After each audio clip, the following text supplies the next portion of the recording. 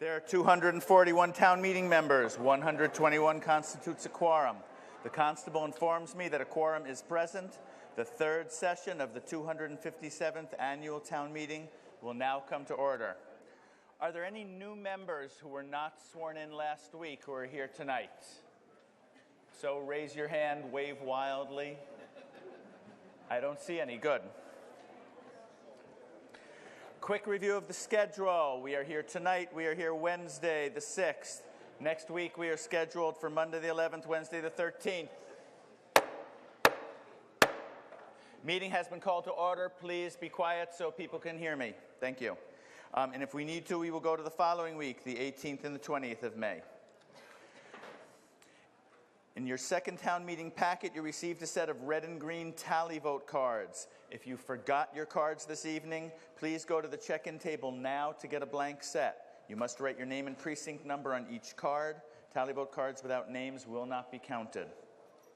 Seats on the floor of the auditorium may be occupied only by town meeting members, except for the front row, which may be used by members of the press and members of town committees and town staff participating in the presentation or discussion of articles. Such persons must wear non-voter stickers, which are available at the check-in table.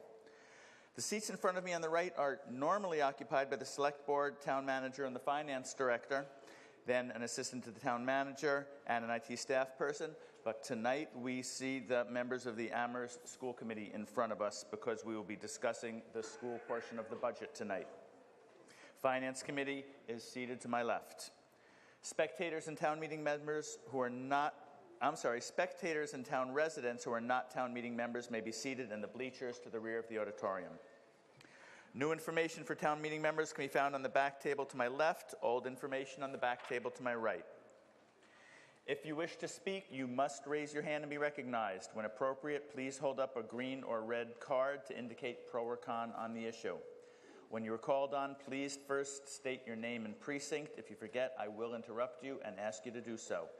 If you need more than 3 minutes or more than 5 when speaking to a motion, you must request additional time before speaking, and town meeting will vote on your request. If you are speaking from the floor, please speak into a microphone that will be provided once you are recognized. This will allow the viewers outside the auditorium to hear you. The microphone will be on when it is handed to you. Please hold it close to your mouth when you speak. Non-members who wish to speak should stand at the rear of the right-hand aisle, the aisle that's in front of me. Any registered voter of the town of Amherst who is recognized by the moderator may speak without special permission. Others may speak with permission of a majority. If you are making an amendment to a motion, the amendment must be presented in writing with 4 copies submitted to the front table. Procedural motions, such as a motion to refer or a motion to dismiss, do not need to be presented in writing. If you are making an amendment to a portion of the operating budget, please specify the new dollar amount that is proposed. If you make any motion from the floor, it must be the first thing that you do after you have been recognized and have identified yourself. You cannot speak first and then make a motion.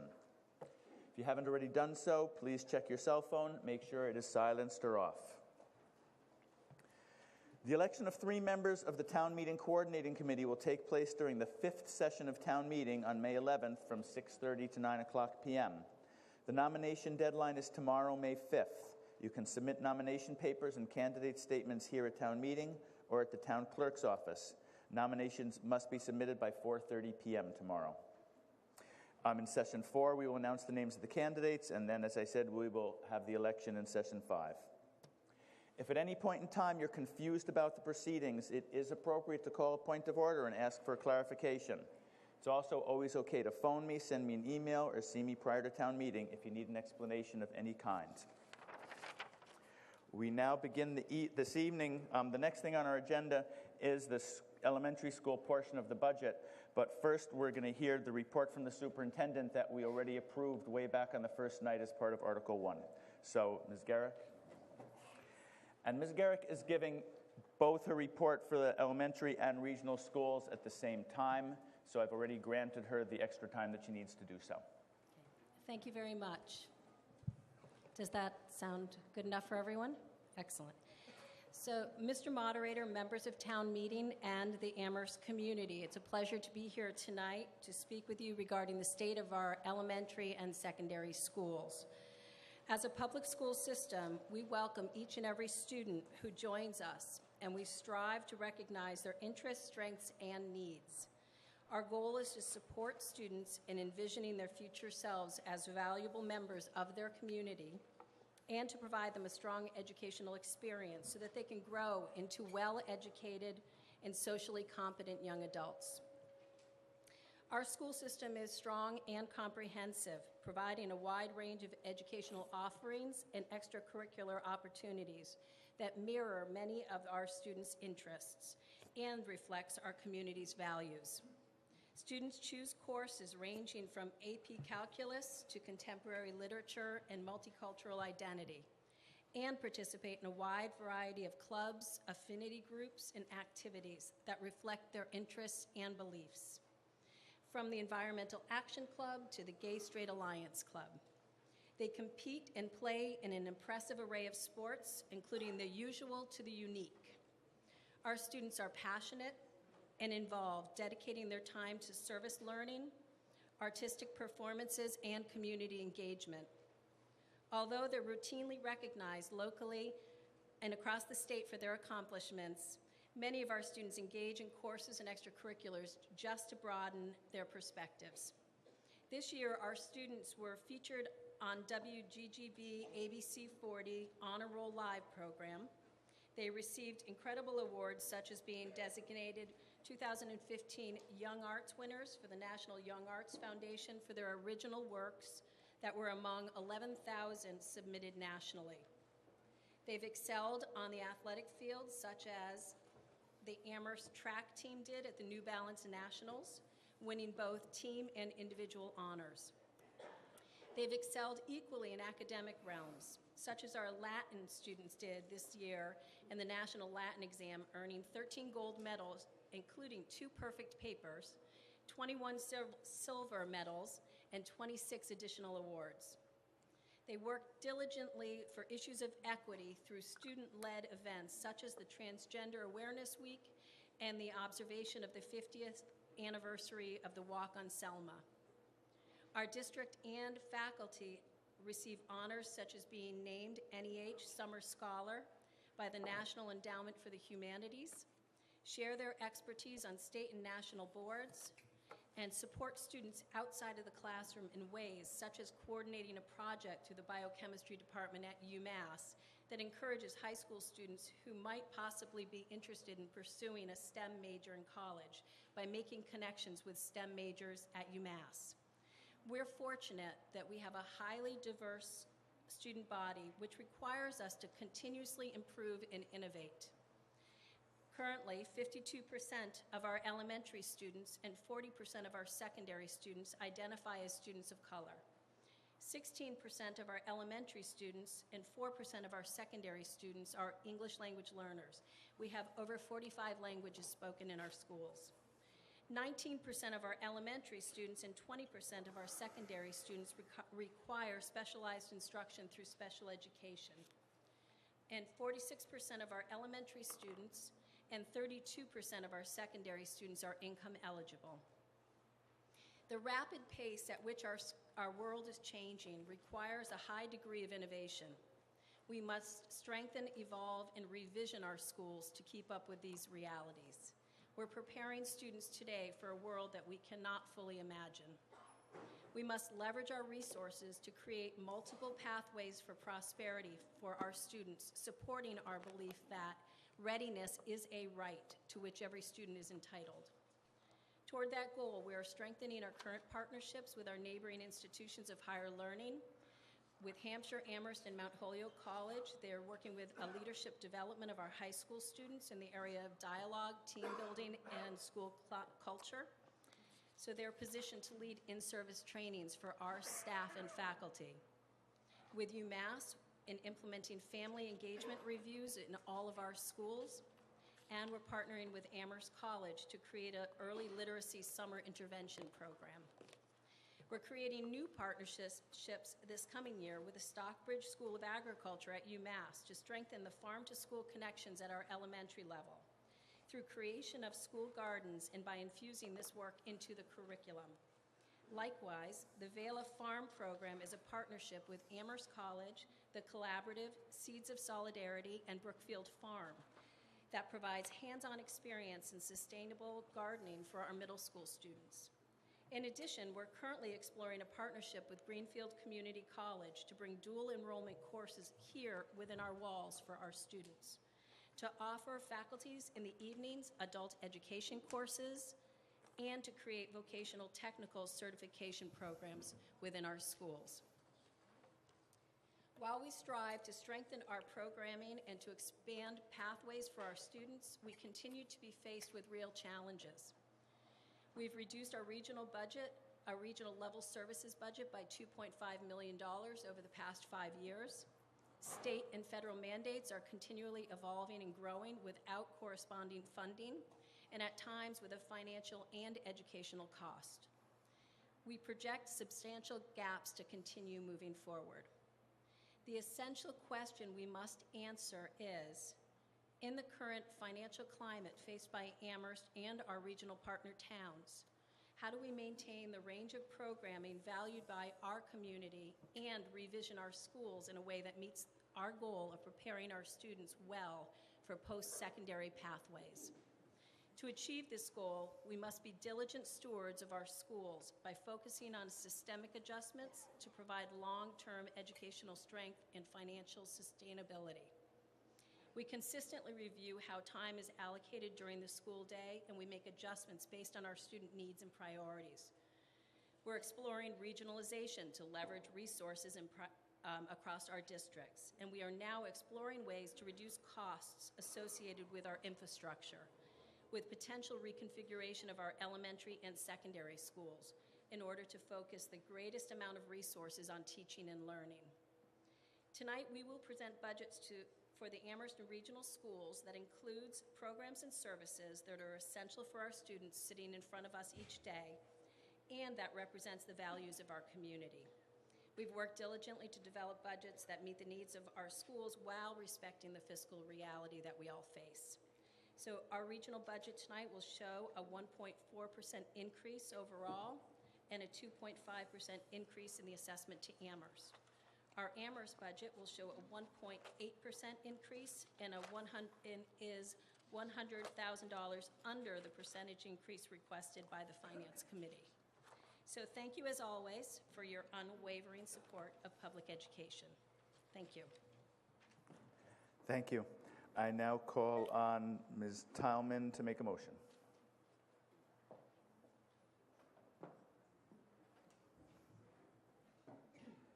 Mr. Moderator, I move that the town raise and appropriate $21,869,835 for the Amherst Elementary Schools. I hear a second. You may speak to your motion. Okay. The Finance Committee voted to support and recommends this amount for the elementary school budget by a vote of 5 with 1 absent and 1 abstention because of a possible conflict of interest. The budget represents 36% of the town's operating budget. If you're comparing budgets from one year to the next, it's important to know that within the budget, numbers change. Enrollment and staffing numbers fluctuate, and numbers change in line items as the needs within the academic year change.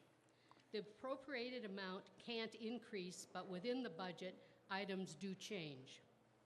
The Amherst Elementary School budget begins on page 37 of the yellow Finance Committee report.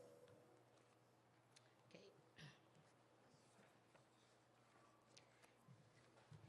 You'll notice that on the left-hand side, you find the payroll and expense accounts. This budget does not contain the capital needs of the schools. Those are in the Joint Capital Planning Committee's report, and they'll appear in Articles 13, 14, and 16.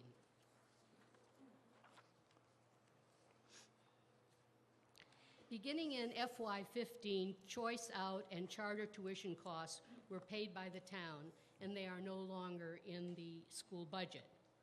In FY16 column at the bottom of the page is next year's budget, which is the $21 million plus, and as Ms. Garrick said, it came in $100,000 less than the Finance Committee guidelines. On page 40 of your report are the additions and reductions, which are wholes and parts of positions, and they're called FTEs. And they reflect some classroom reorganization, and some are due to declining enrollments. Okay, the first chart, please.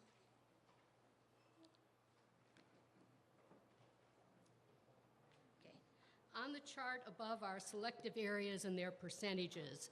Regular education has gone down since FY06 and will go up slightly from the current year. Special ed stays about the same. Administrative services basically stay the same at 9.69%. Transportation goes down slightly. And health insurance, while it has gone up since FY06, and it'll go up slightly next year, overall health insurance rates have stabilized due to a favorable experience in the Amherst Health Insurance Trust Fund over the last couple of years. Additional comparisons are on page 41 and 42. They break out the sections of the chart and they define the various areas. Next chart, please. A number of you have asked how the town compares to the state in terms of per pupil costs for both Amherst and region.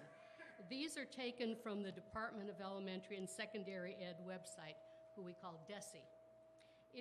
It compares total expenditures of each school in the Commonwealth. And if interested, you can go on the DESE website and you can see how it compares in terms of administration, services to children, special ed, and so forth. And my understanding is that all of these charts are now on the town meeting website. Okay. The staffing summary is on page 43. The decline in staffing represents funding from all sources. On page 44 is the student enrollment summary. The projected enrollment for next year is 1,112 students, down from FY06 by 305 students, or a 21.5% decline in enrollment. The 21 choice-in students are included in the enrollment figures. There are 225 students in out-of-district placements. The recent reason for the decline is that families have more choices today. They have charter, they have choice out, as well as private schools. Of the 1,213 students in the elementary school this year, an average of 45% receive free or reduced lunch, compared to the previous year, which was 38%, an increase of 7%. So the number is growing. English language learners are 15%, and they have gone up 1% this year.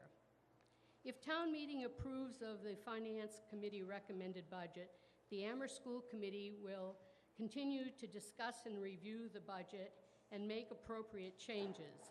They do this throughout the school year.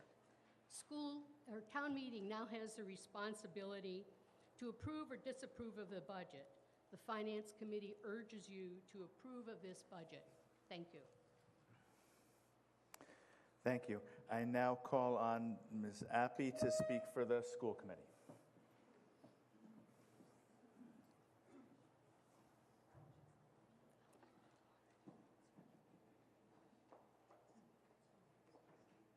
Thank you, Mr. Moderator. I'd like to request 2 additional minutes.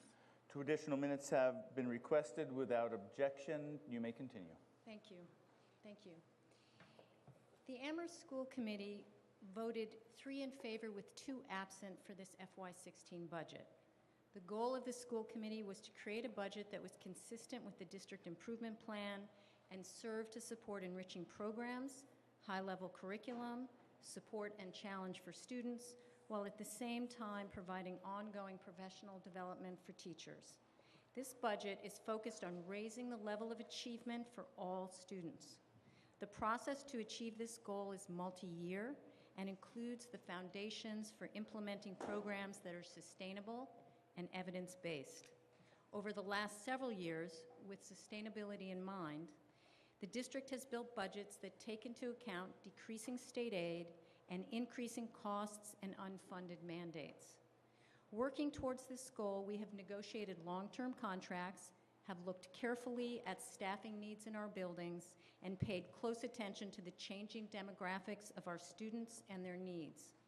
For a second year in a row, as everybody has mentioned so far, the Amherst Public Schools came in under budget this year by $100,000, while still adding all the programs and staff that are necessary to reach our educational goals of support and enrichment. This budget commits resources to continuing an arts integration model in our elementary schools. This coming school year, our arts teachers and specialists will continue working with classroom teachers, integrating the arts into our everyday curriculum. This integration enriches students' experience in a variety of ways and recognizes our commitment to comprehensive programming. The budget will also support the expansion of instrumental music to include younger grade levels so that students can start their instrumental learning earlier. In the area of English language arts, we're working to strengthen our early literacy program so that we can reach our goal of all students reading by second grade. Our early literacy program, Super Kids, which was started in kindergarten and first grade this past year, has seen a strong response in increased reading skills, and the program will be adding the second grade next year. Reading literacy is one of the strongest predictive measures of academic success. The district will also continue work with our talented teachers to strengthen instruction.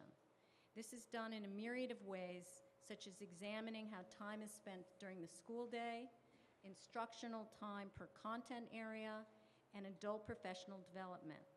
Additionally, the co-teaching model will continue to be expanded as we strive to keep as many children as possible in the general education classroom.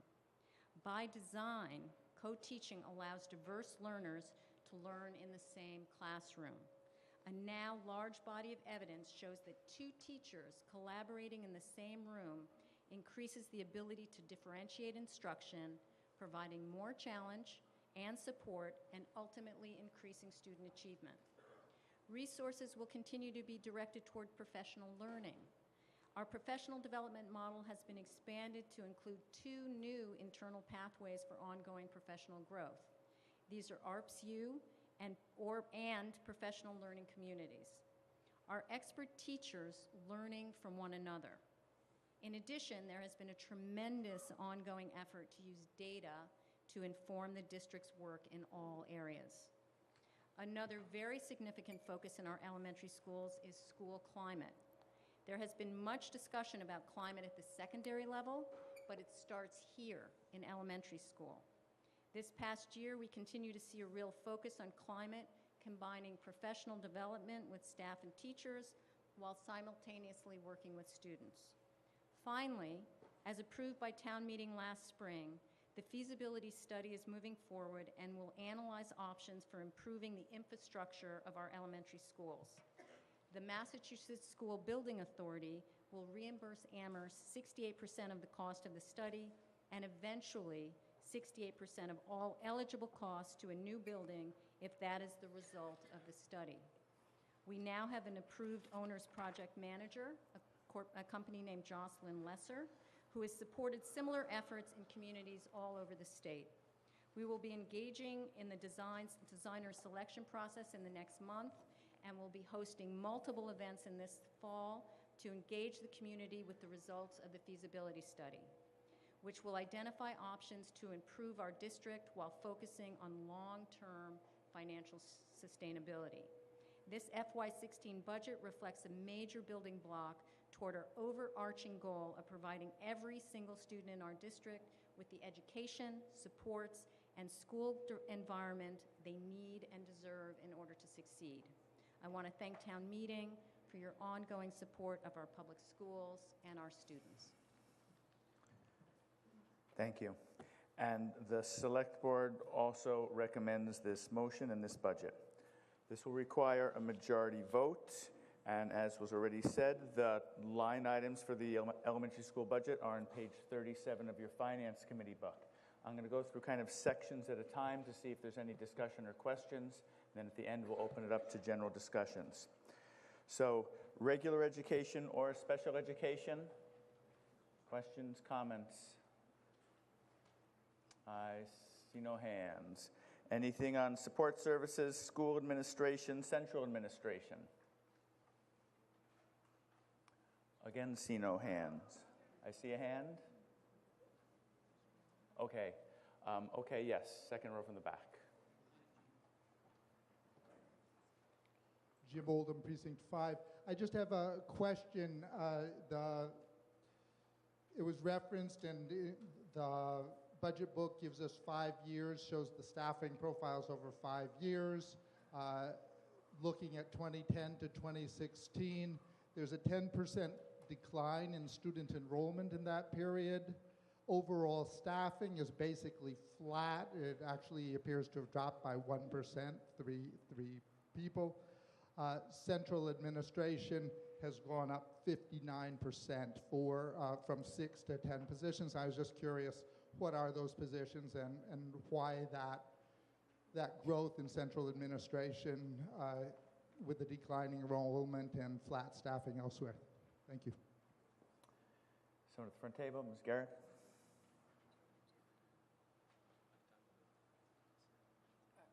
May I ask Sean to clarify the numbers first? Yes, why don't you introduce yourself to everybody, and then you can do that. And then I'll go to why. Yeah, so I'm not sure exactly where those numbers come from. In the staffing trends report for 2011 to 2012, central administration is 9.57, and this year it's 9.81. Between 2010 and the current year, the 5 years that are covered in the staffing report in the page 43. 43? I'm sorry, I let that slip, but you need to be recognized. We can't have conversations back and forth. But he was talking about a 5-year span, just to clarify. Oh. What do you want to do?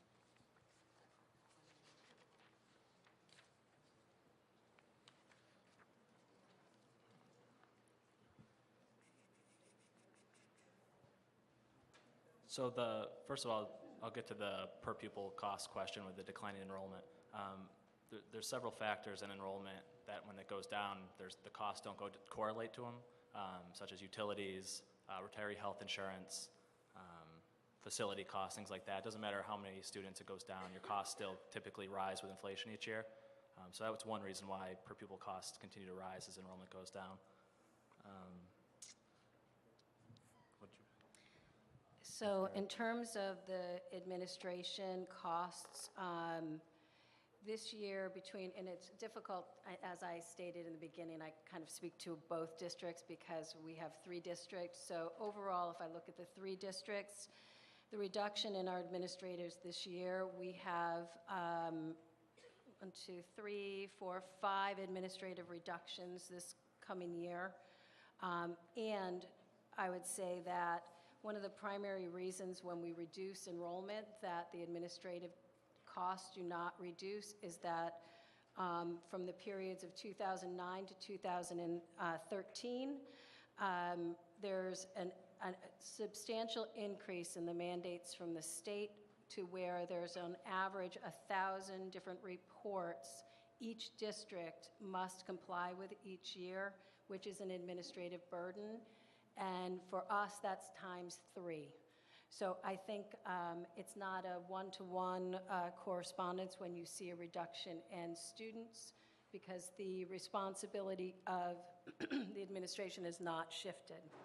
In addition, as our student population shifts, the numbers of special education students is not decreasing, nor are the number of ELL students that's actually increasing, as well as students excuse me, who are income eligible is a dramatic increase, which requires specific supports and interventions and corresponding reports to the state. So while the population is shifting, the shift is not consistent with, it's increasing the administrative burden. Thank you. Sean, answer one more? Oh, yes, go ahead. And so I don't have the detail of every increase between that time span, but I recall one of them is around curriculum. During that time period, I don't think we had a curriculum director and curriculum support staff, and since that time, we've added those positions. So that's definitely one of the increases from the 6.4 to the 10.18. Thank you. In the back of the aisle over there. Precinct 8, Isaac Ben Ezra. I think there is a central issue here that I'd like to see addressed so we can understand the framework for this total budget. And that has to do with the enrollment, why it's going down, what are the factors related to it going down, charter schools, what impact are charter schools having over the period of the last 10 years. We cannot talk about budgets in a vacuum because I'm interested in knowing how this budget will contribute to reducing the number of students that have to leave this district. Now, I know there are many reasons. I know race is a factor in some cases. I know there are, maybe we're not providing some of the things. But rather than my speculating, I think we need to have, if it's not, can't be done tonight, and I recognize it won't be done tonight, but that the team, our school team, address this issue, because in any game, no matter what it is, we've got to be competitive, and we got to look at what we can do better in order to make it competitive. And that will speak to the issue of where the money is going to come from.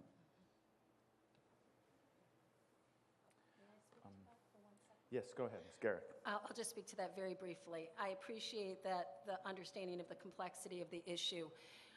We did send out some information, I think, to town meeting members that had two documents that might be helpful to take a look at. One is where are students exiting? So it's an enrollment out of district document, which is a 2-page document, and there's an exit survey, which helps to see why students are exiting.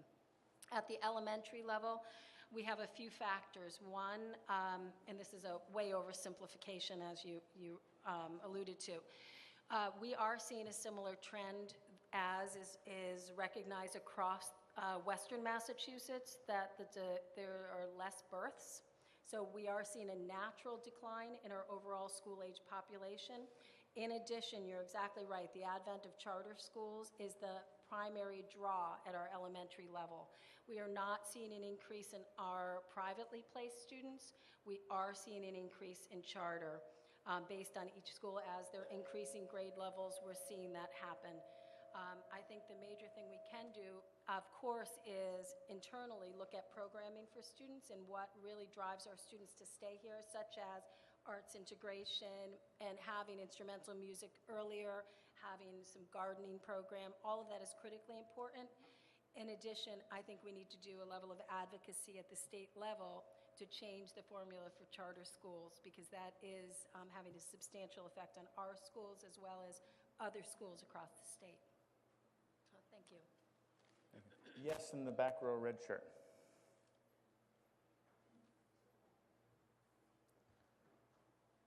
Nelson Acosta, Precinct 8. I have a twofold question. One deals with technologies and teaching. I know that you have in your budget something that talks about systems, but my concern is how is technology being used to teach children?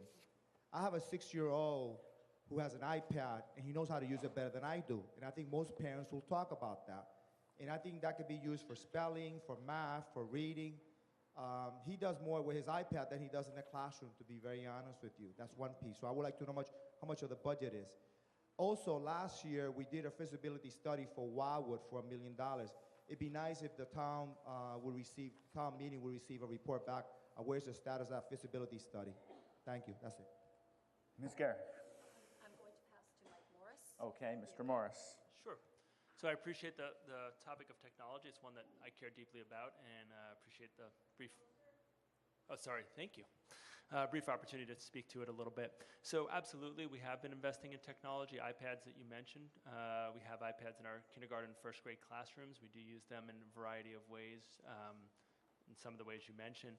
I think for us, it's always trying to think about what's the use of technology that's connected to learning. So not technology for technology's sake, but technology does offer an opportunity for all of our students to access the curriculum in much more meaningful ways than without it. Faye Brady's here, our student service director, and has done a lot of work with our AT-IT, so assistive technology teams, and we have teachers from every school in the district who participate to work on exactly that thing. And it's not only for students who teachers might think it, but we're really talking about all students and what's the access that we want to provide for all students. In terms of the feasibility study, Ms. Api mentioned it briefly earlier, and I'm trying to gauge how much to share at this moment, but I think a critical piece that Ms. Api shared is that it is in process. We do have an owner project manager. We're in the designer selection process as dictated by the MSBA. We were happy that last year when we came to you, we thought the reimbursement rate was going to be 60% of eligible cost, and it's actually ended up being 68% of eligible cost, which is very good news. And as Ms. Api said, in the fall, we'll be coming back with community forums and public input sessions once we have the data back from the feasibility study. Ms. Api and I have been to all 3 school councils of the elementary schools. A number of the PGOs have reached out to try to schedule coffees to try to share information about the process and where we are in it. But really the fall will be the critical time where work will have been done. We'll be coming back to have open community discussion and dialogue about the multiple options we shared last year, what the long-term and short-term costs and benefits are, so that we make a decision that's informed by the taxpayers of Amherst. And yeah, and in terms of the portion of the budget that's spent on AT&T, oh, sure. So it's roughly 0.5% of the operating budget is spent on technology equipment, and then we also get funds through JCPC and through grants that we can use for technology as well. Thank you. Yes, right there in the center. Gordon Freed, Precinct 6. If I missed this, I'm sorry, but on bottom of page 44, are there figures for 10, 11, 12 on the private school and the homeschool? And does the change from 13 to 14 indicate children went away to private school and then came back?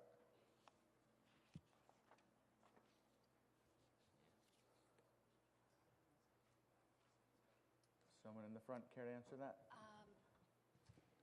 I'd Go be ahead, happy Ms. to Garrett. try. We do not have the data in front of us of who goes and comes back. I know that that is, in particular at the secondary level, a quite regular occurrence. But I would have to go and get those numbers for you, and I'd be happy to have that at your next meeting for you. In terms of, I think those numbers from 10, 11, 12, I think we had a blip, which I think those of you who remember from a few years ago in town meeting, that our numbers were not accurate at that point, so that is why that is not reported on this document. I did have, though, a report, which I'd be happy to provide additional copies, that was sent to everyone, that the numbers are very well documented at this point, and it shows back to, I think it was, I think it's a 10-year span, so you can look back 10 years to get the more longitudinal perspective. Any other questions on administration or information systems? Sure, second row over there. James Scott, Precinct 7. I think this fits, my question fits administration. It concerns choice in, choice out. From what I read, choice in students contribute $5,000 toward the expenses of their attending the Amherst schools. The per pupil cost, based on the state formula, is closer to $20,000. Who picks up the difference? Second question, in the choice out, do we pay the same $5,000 for the other district to which the students are going? And are they faced with the same imbalance as the Amherst schools are when students choose to attend a different district? Ms. Garrett? So, and I know John will probably want to talk about the numbers. So in terms of choice in, we use choice at the Amherst level just to round out classrooms. We are not using it to incur additional cost. So that $5,000 comes in, but that is not our per pupil cost clearly, but we're not incurring additional cost with that. If a student comes with special education needs as well, there is an increment that comes along as well. The reality is, I can't remember the year, was it ed reform, was it 92 when, 93 when choice was started, and the associated has not changed since that time, which is an issue. And what am I missing? Yes, other districts have the same 5,000 per student, and they face the same issue.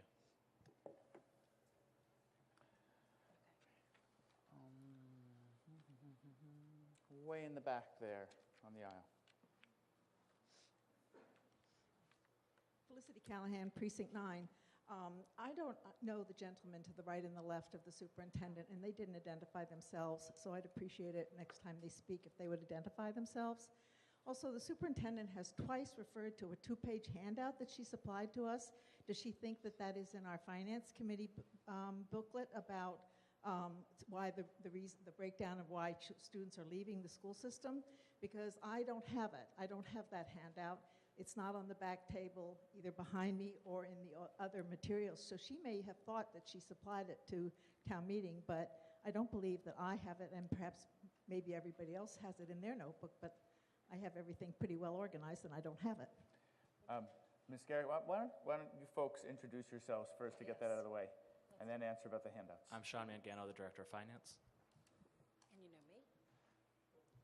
And I'm Mike Morris, the Assistant Superintendent. In terms of the additional documents, I think it was probably 7 days ago or so, we sent to have emailed out to all of the town meeting members a document that had links to a number of documents, and people are saying, no, we didn't get that. Okay, so some are saying, yes, they did get that. So I'm happy to provide copies if people would like copies, but I'm also happy to print the list of all of the links, and you could let me know what you'd like to have. I didn't want to cut down a lot of trees with all the paper, quite honestly, so I sent links. I apologize. Okay. Anything else on information systems or administration? And then we're going to move on. I really do see all the hands. I'm just trying to make sure I call on new people and I distribute things nicely geographically. So, yes, second row from the back there.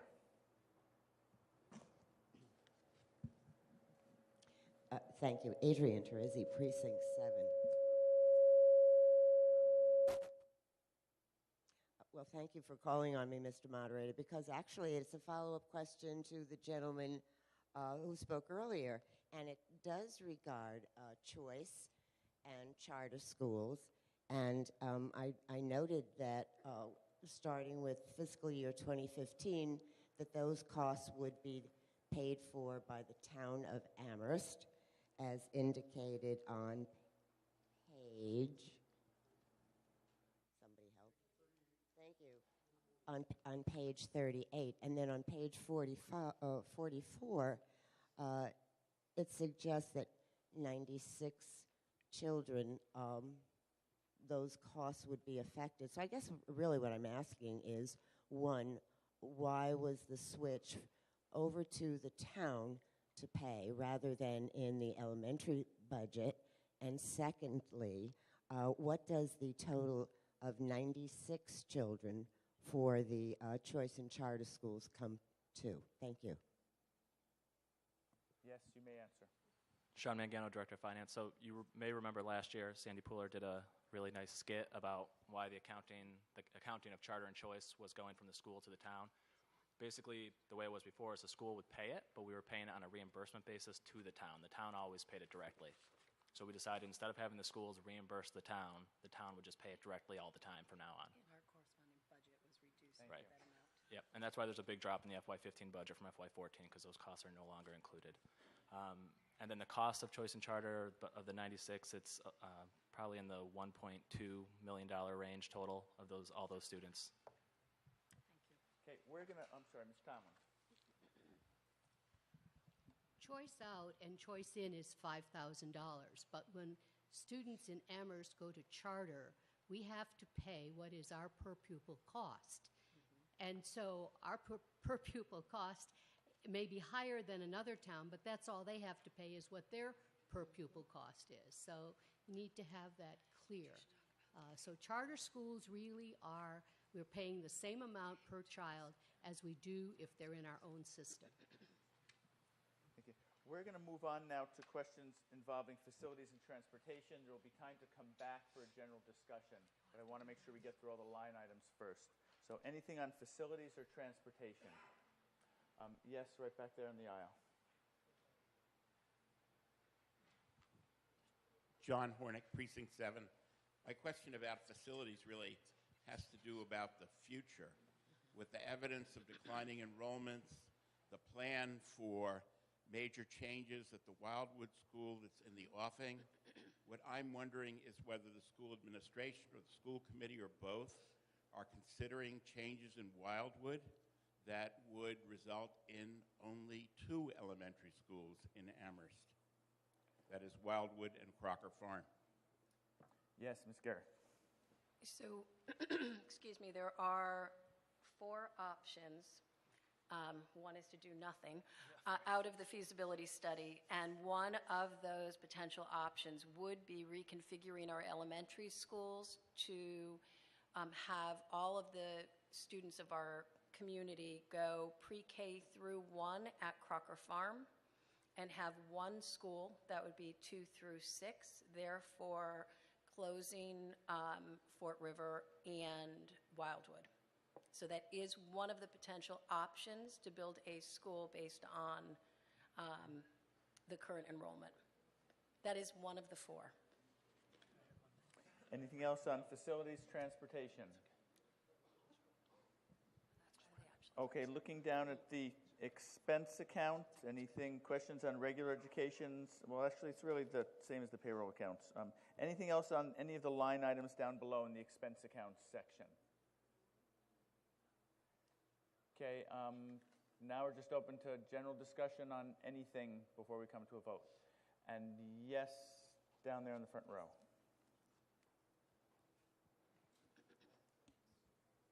Jeff Lee, Precinct 7. Losing 76 students to the Chinese immersion charter school would seem to be a huge hit. I wonder if we've considered ways we might offer similar educational opportunities to compete. Yes, Mr. Morris. Thank you.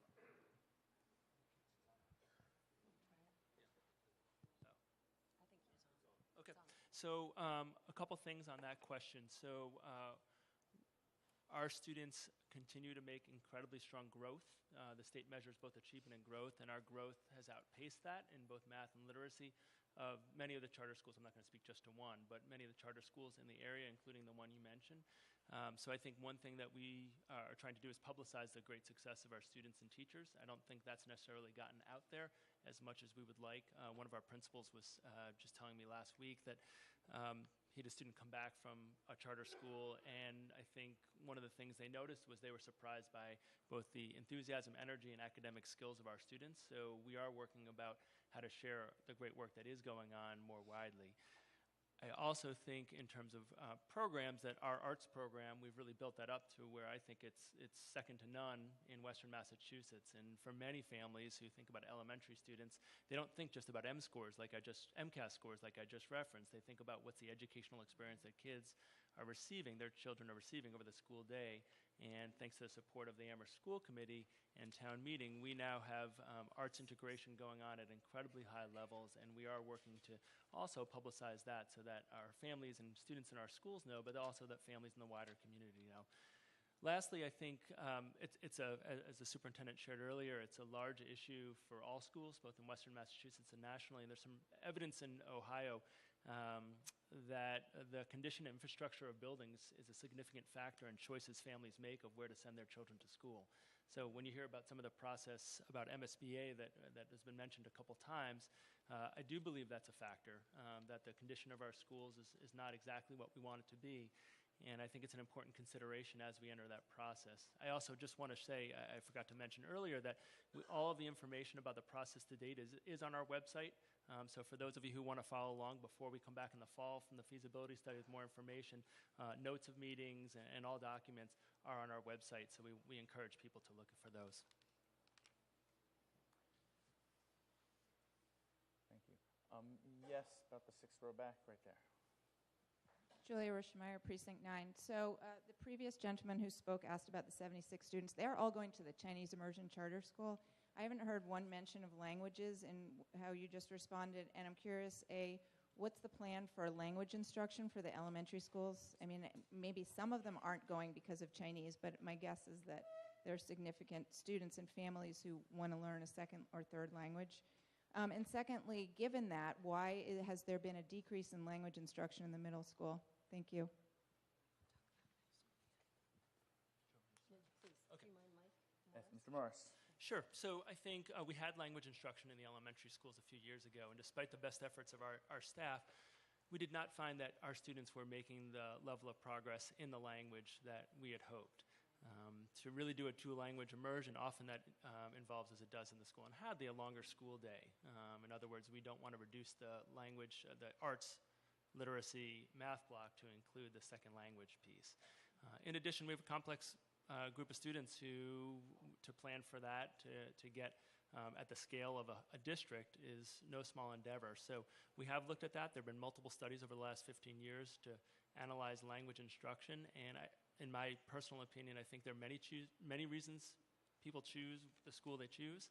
I don't believe it's all about the language. I certainly agree with you that that's part of that, but I don't believe that that is the only factor that's contributing to students exiting for charter school.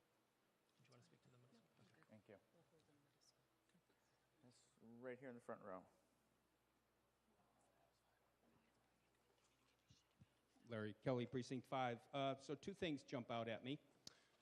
One, that overhead that the Finance Committee put up, the cost per pupil for this upcoming year when we pass these two budgets. I think it was $20,500 elementary, $21,400 for region.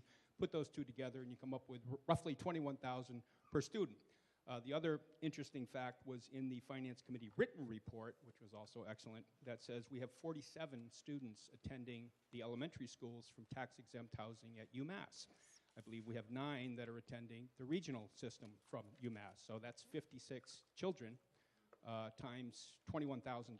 You're talking over $1 million. And since many of them are international students, they probably have some English language special education as well. And I think, Maria, you had a memo to the Finance Committee, which that link actually works. Some of those other links didn't work from what you sent out, but that one did work. There's another $200,000.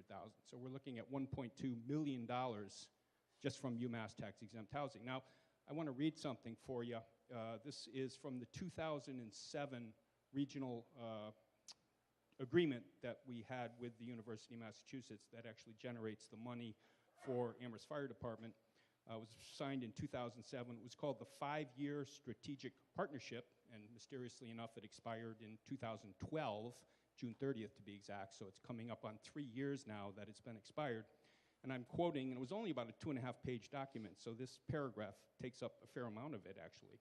It wasn't buried in 30 pages worth of gobbledygook. Quote, if in the future the town builds a new elementary school and vacates Marks Meadow facility, the town's elementary schools, the region, and the university will negotiate a new agreement in which the university may reimburse the town for a portion of the net cost to educate students living in university tax-exempt housing, end of quote.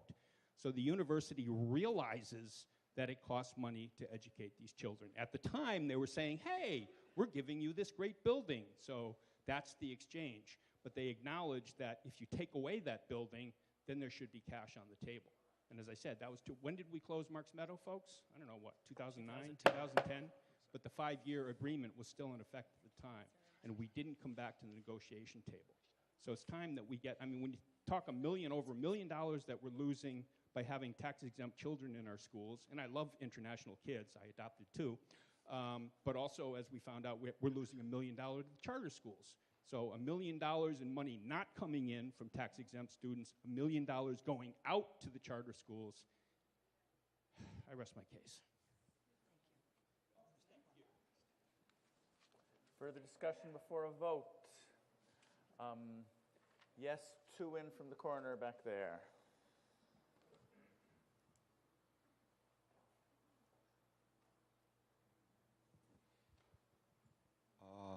Vladimir Morales, Precinct 6. My question, actually 2 years later, I finally been able to ask the question. I've been too busy. But I came up in contact with a sixth grader. The mother have called me that she was on the band of Fall River as a sixth grader. She moved over to the seventh grade, and she was ELL in the elementary, and then automatically she became ELL in the seventh grade. But the issue that I'm presenting here tonight, actually to the administration, was that it was kind of odd because this young woman, a sixth grader, played the flute. She knew the notes in English. The mother bought her a flute during the summer, thinking that when she gets to seventh grade, to this building, that she was going to be able to get to the band. I mean, to try out for the band. She was very good. She knew the English. But then I came to this school. I'm not going to mention who I spoke to. And I was told that due to the fact that she was ELL, she could not be part because of the scheduling of the ELL student to try out for the band right here. This was 2 years ago. She must be now an 8th grader or probably a 9th grader. So those ELL students that have a talent to play the flute, knew the notes in English, where do they go if they want to 7th graders? And I was told that due to the trimester and the scheduling, ELL student at that time cannot go to the band because of the scheduling. For some reason, I did not went to the administration. I should have. And I would like to see if you could answer that question now. How do you all get from elementary to this building? And because of the schedule of the ELL, is when they have to be on ELL, they cannot be part of the band or even try out. But they were good enough in the 6th grade. I think we have the question. Thank you. Ms. Garrick. Thank you. Wait a minute. That, in fact, is a reality that our schedules at times have created barriers over the years for many of our students in terms of special education, and in terms of ELL students based on how they were getting their services delivered, and at times based on students who needed intervention. So, in fact, that has been accurate in the past. I do wish any time when these things happen, come to see me because I'd love to look at the specific circumstance. One of the changes for the middle school schedule is to, in fact, remove barriers for students, because we are seeing that there are a number of students when we look toward the secondary schools who are not in our music programs. And those are often students who are special education students, ELL students, and at times income-eligible students because they are spending their time doing other things like interventions and supports. So part of our changing the schedule is for all students to access music. So I'd be happy to talk more about that, but in fact, that is the case. Yes, on the corner in the back there.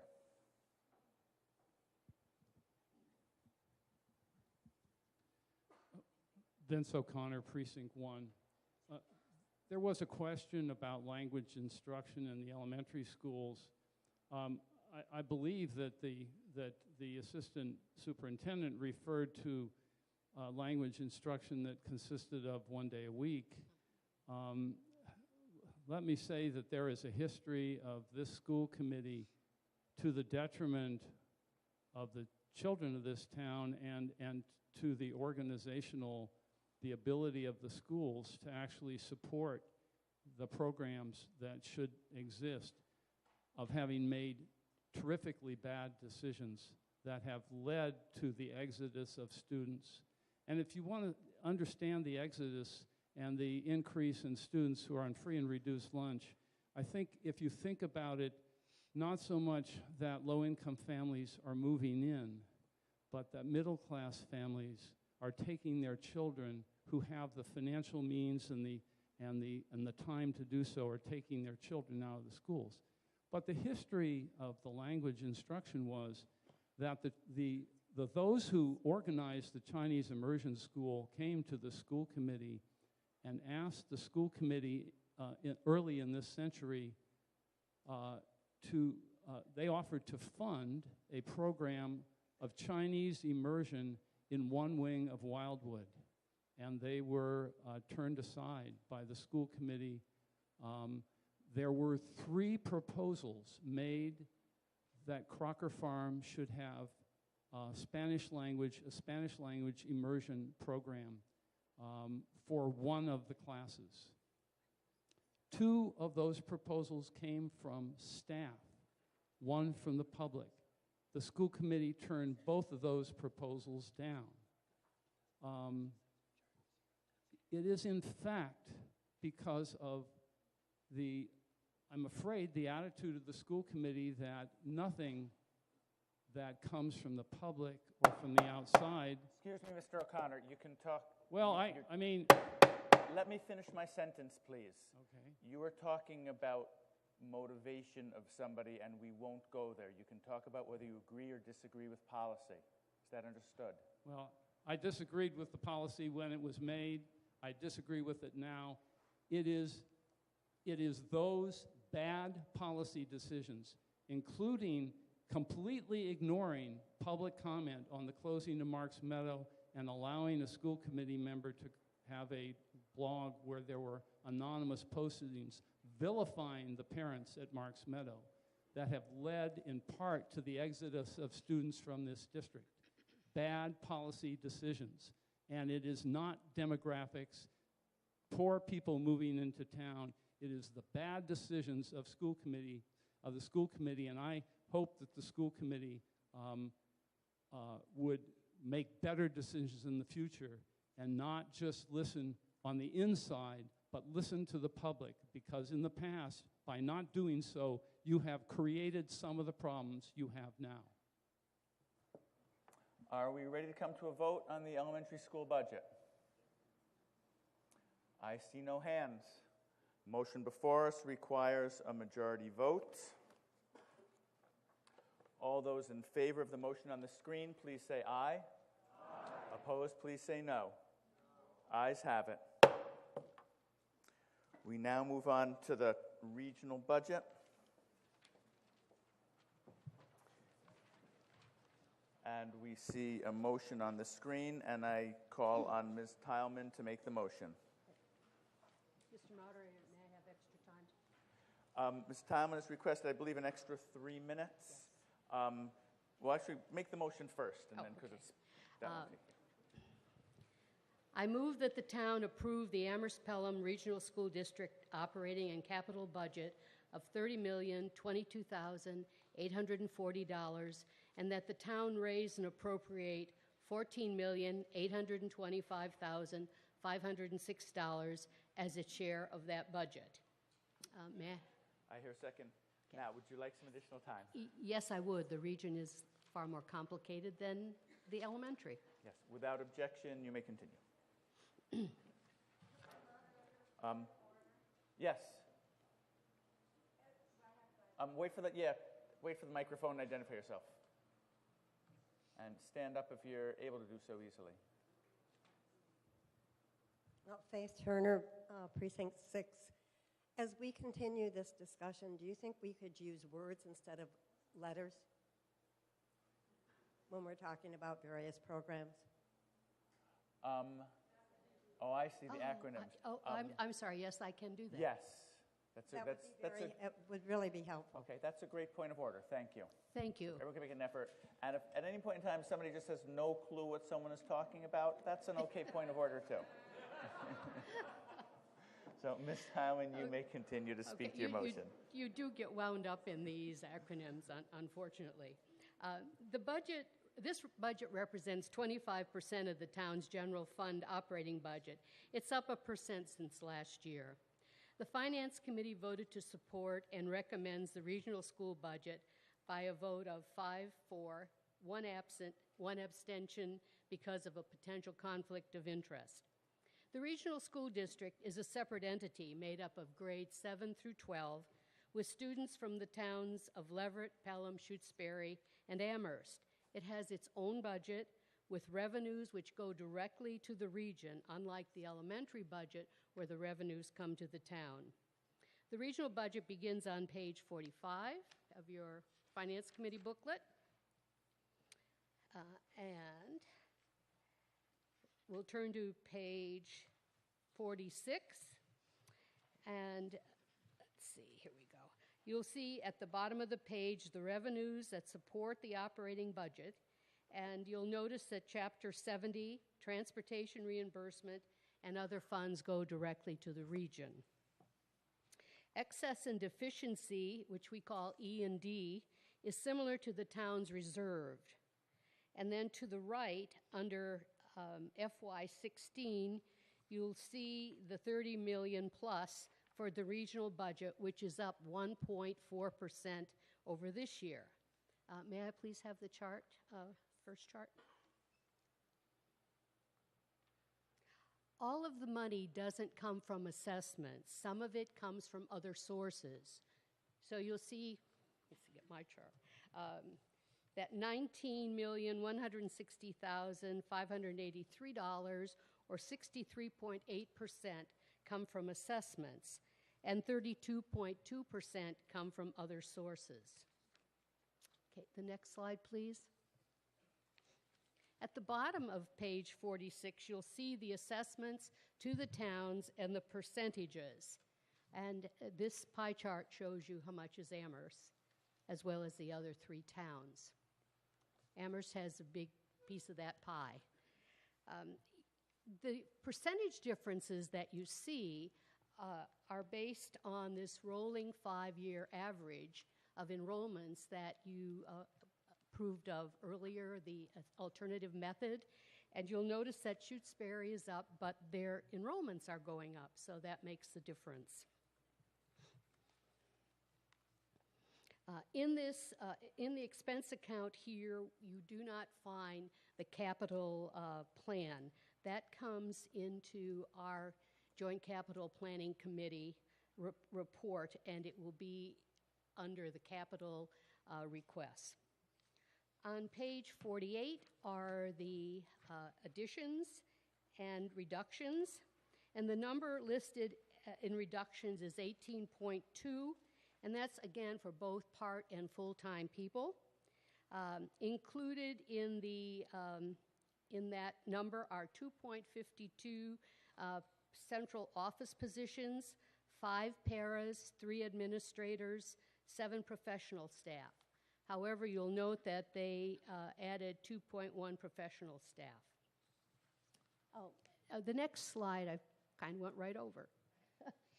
That gives you actual dollars, and it's just a little better visual than I have in the booklet here.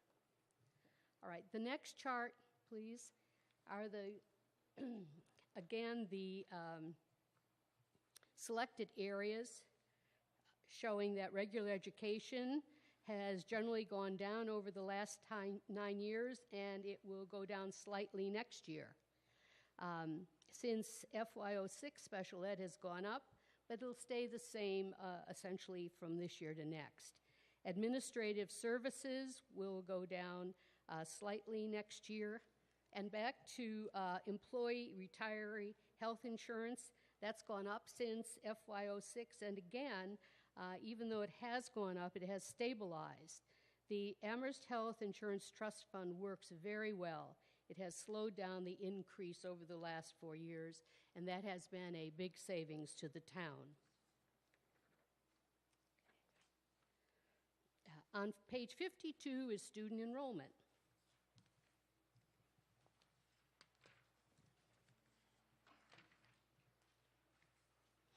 The projected enrollment for next year is 1,424 students.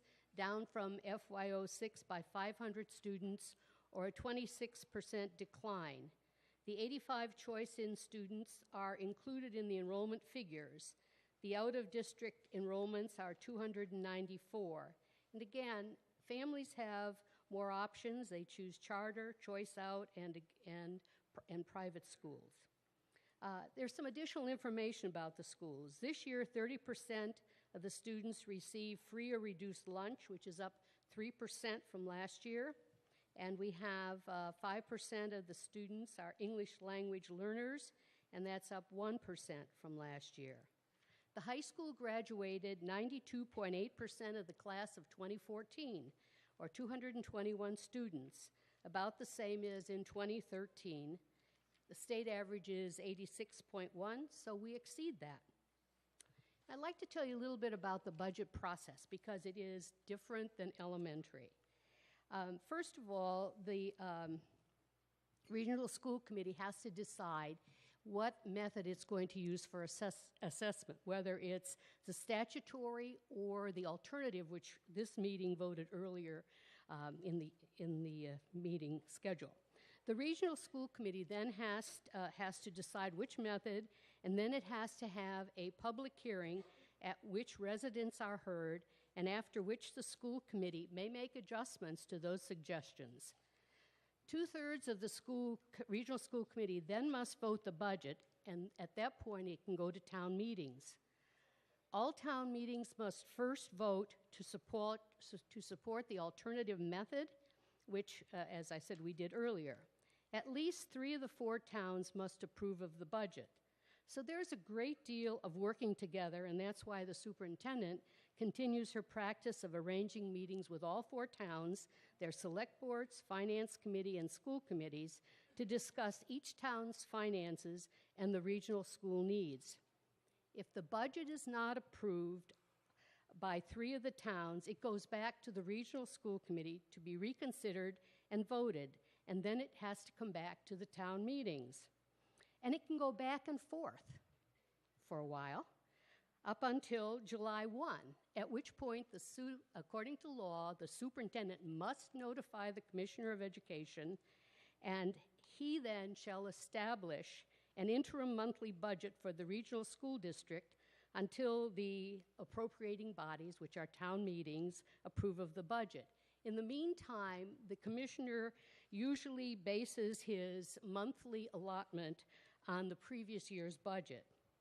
Obviously, if all towns agree, it runs smoothly, but if not, the state's procedure has to be followed. As of last Saturday, 3 of the towns have approved of the Regional School Committee budget.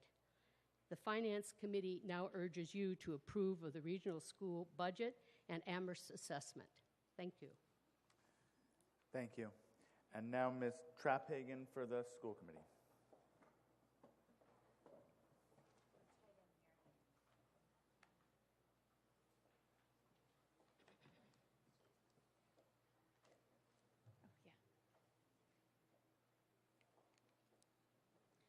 Mr. Moderator, members of town meeting, Amherst community, my name is Kathleen Trapphagen. I have 2 children in the Amherst elementary schools and 1 child in the middle school, and I'm the vice chair of the Regional School Committee, and I'll be speaking to the regional budget. The Regional School Committee voted this budget 8 for and 1 absent, and this budget has also been already passed by the 3 other towns. Putting together this budget, which includes $982,733 in net reductions for the middle and high school, was a really difficult task for the school administration. I want to recognize their efforts in mitigating the impact of these cuts as much as possible on our students. Our budget scenario would likely be much worse given declining state aid and increasing out-of-district tuitions were it not for the efforts of the school administrators over the past few years to reduce costs and increase efficiency. For example, in the past 6 years, both the high school and the middle school have been converted to natural gas heat, which burns cleaner and costs less. 3 years ago, the windows and doors of the middle school were replaced with more energy-efficient ones, and that project was funded mostly by the Massachusetts School Building Authority. In the past 2 years, the light bulbs at both schools have been replaced with higher efficiency bulbs. And a new life skills classroom at the high school will help keep students in the district that might otherwise be placed in a more costly program. In addition, the district has taken steps to save money on insurance premiums for retirees and is effectively managing the school choice program. So why did we have to cut the budget? The two main reasons are declining state aid, which continues to fall well below expectations in both Chapter 70 aid and transportation reimbursements, and increasing out-of-district tuitions. Out-of-district tuitions include vocational programs, which are at 55 students, up from 38 2 years ago, and charter schools, 83 students, up from 68 2 years ago. What's being cut? $130,000 from the central office, $270,000 from the school administration of the high school and the middle school, $462,000 in additional cuts from the high school, and $41,000 in additional cuts from the middle school. It's a total of 15.8 full-time equivalent positions. There are some notable additions. On the recommendation of the School Equity Task Force, $20,000 to begin the AVID program. That stands for Advancement via Individual Determination. AVID trains educators to use proven practices in order to prepare students for success in high school, college, and career, particularly students who are traditionally underrepresented in higher education. This program is in 44 states. It impacts 800,000 students, and it has proven results in preparing students to achieve in rigorous academics and post-secondary ed. We also added $23,600 for co-teaching at the high school, the benefits of which Ms. Appy went into some detail about. Despite this tough budget, as the superintendent said, we take great joy in our excellent regional schools, and we certainly expect to continue to do so. According to our district improvement plan, our current goals are providing engaging and inclusive instruction in every classroom, aligning curriculum with standards and evidence-based practices, and ensuring a positive classroom and school-wide climate for every student. Yet over the long term, as the superintendent explained, the fiscal picture is not looking good. Even under positive financial conditions, declining enrollments and increasing costs mean that our revenues will consistently fall short of what we will need to spend just to maintain our current excellence. We need to be thinking boldly. Fortunately, the administration is doing so and exploring new options, expanding vocational opportunities to keep more of our regional students here, relocating the middle school students to the high school where we have enough room now to educate everyone, creatively redesigning schedules to increase instructional time and reduce costs.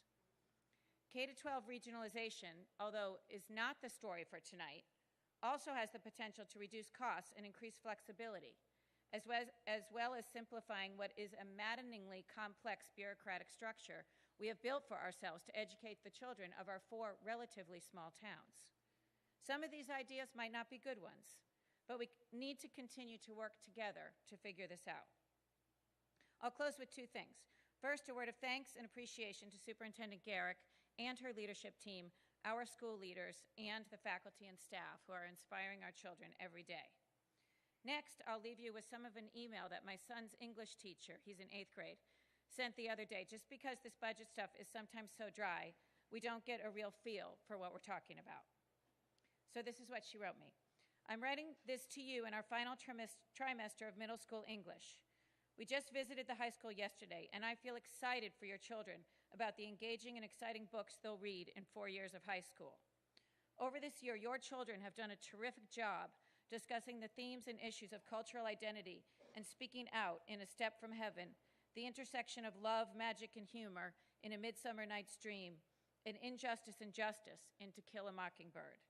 This weekend, we begin John Steinbeck's Of Mice and Men.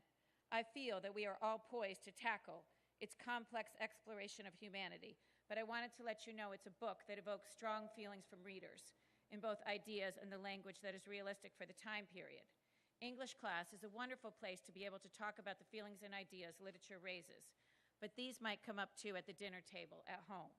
As always, thank you for your support. Please send any questions and concerns my way. I am so looking forward to these 3 months with your children. Thank you to the town meeting members for supporting the regional schools budget. Thank you. The Select Board also recommends the budget amount on the motion that you see before you. And the vote requirement for this is a majority. And now, Mr. O'Connor, do you still wish to make a motion?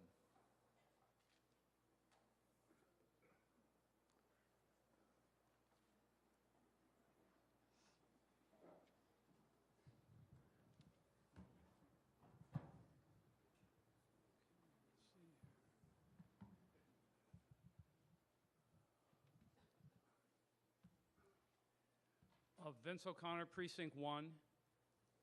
I move to refer the Regional School Committee budget back to the Regional School Committee. I hear a second. You may speak to your motion. Mr. Moderator? Okay, I see I have 5 minutes. Given the large number of parents who protested the proposed changes to the middle school schedule and curriculum, I feel I would have betrayed my constituents if I had not made this motion. Our regional schools are at a turning point, and they are headed in the wrong direction. In part, because of the issue that was pointed out by a town meeting member in the previous discussion. Ineffective, completely ineffective efforts to get money from UMass and Amherst College. Completely, totally ineffective efforts since Marks Meadow was closed. Not lifting a finger despite the written statements in the documents that were signed by both the town and the university. And that has led to some of the financial problems that are driving what I think we will look back on as I look back on the decisions about language education as terrifically bad choices. The problems with the regional schools, I think, have a lot to do with money, but they also have a lot to do with the real failure to, I think, to understand and appreciate that education consists of more than preparing students to pass the MCAS. If we look at the proposals for the middle school, what programs are being eliminated? Programs that are not tested by MCAS. What programs are being emphasized? Programs that are tested by MCAS.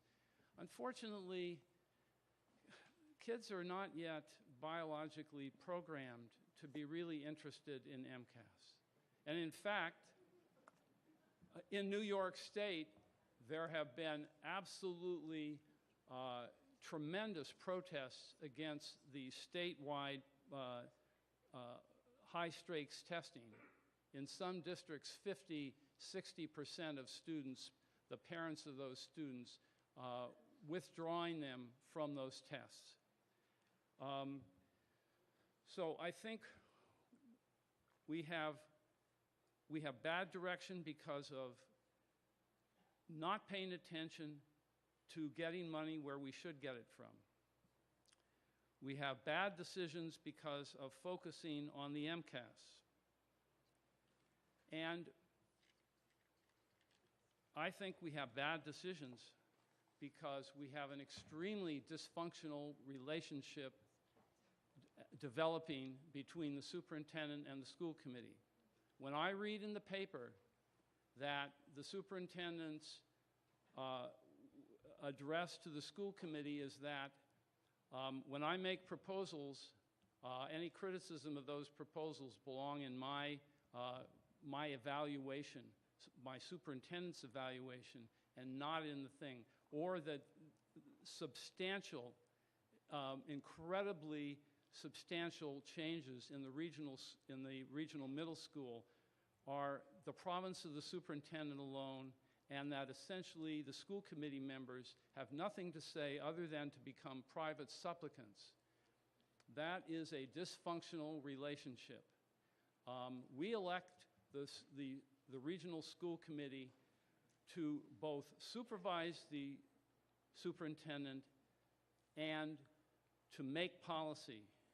And if anyone thinks that the changes that are being proposed that have been essentially voted by one person to happen in the middle school and are proposed to be voted for the high school sometime this month, I think we are in deep trouble.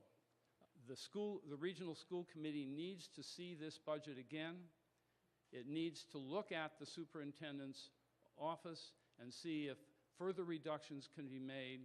It also needs to sit down as a body with the superintendent in open session and talk about the policies, the policy proposals that I think at least need to be postponed for another year until we can see whether we're going to get that $1 million from the university.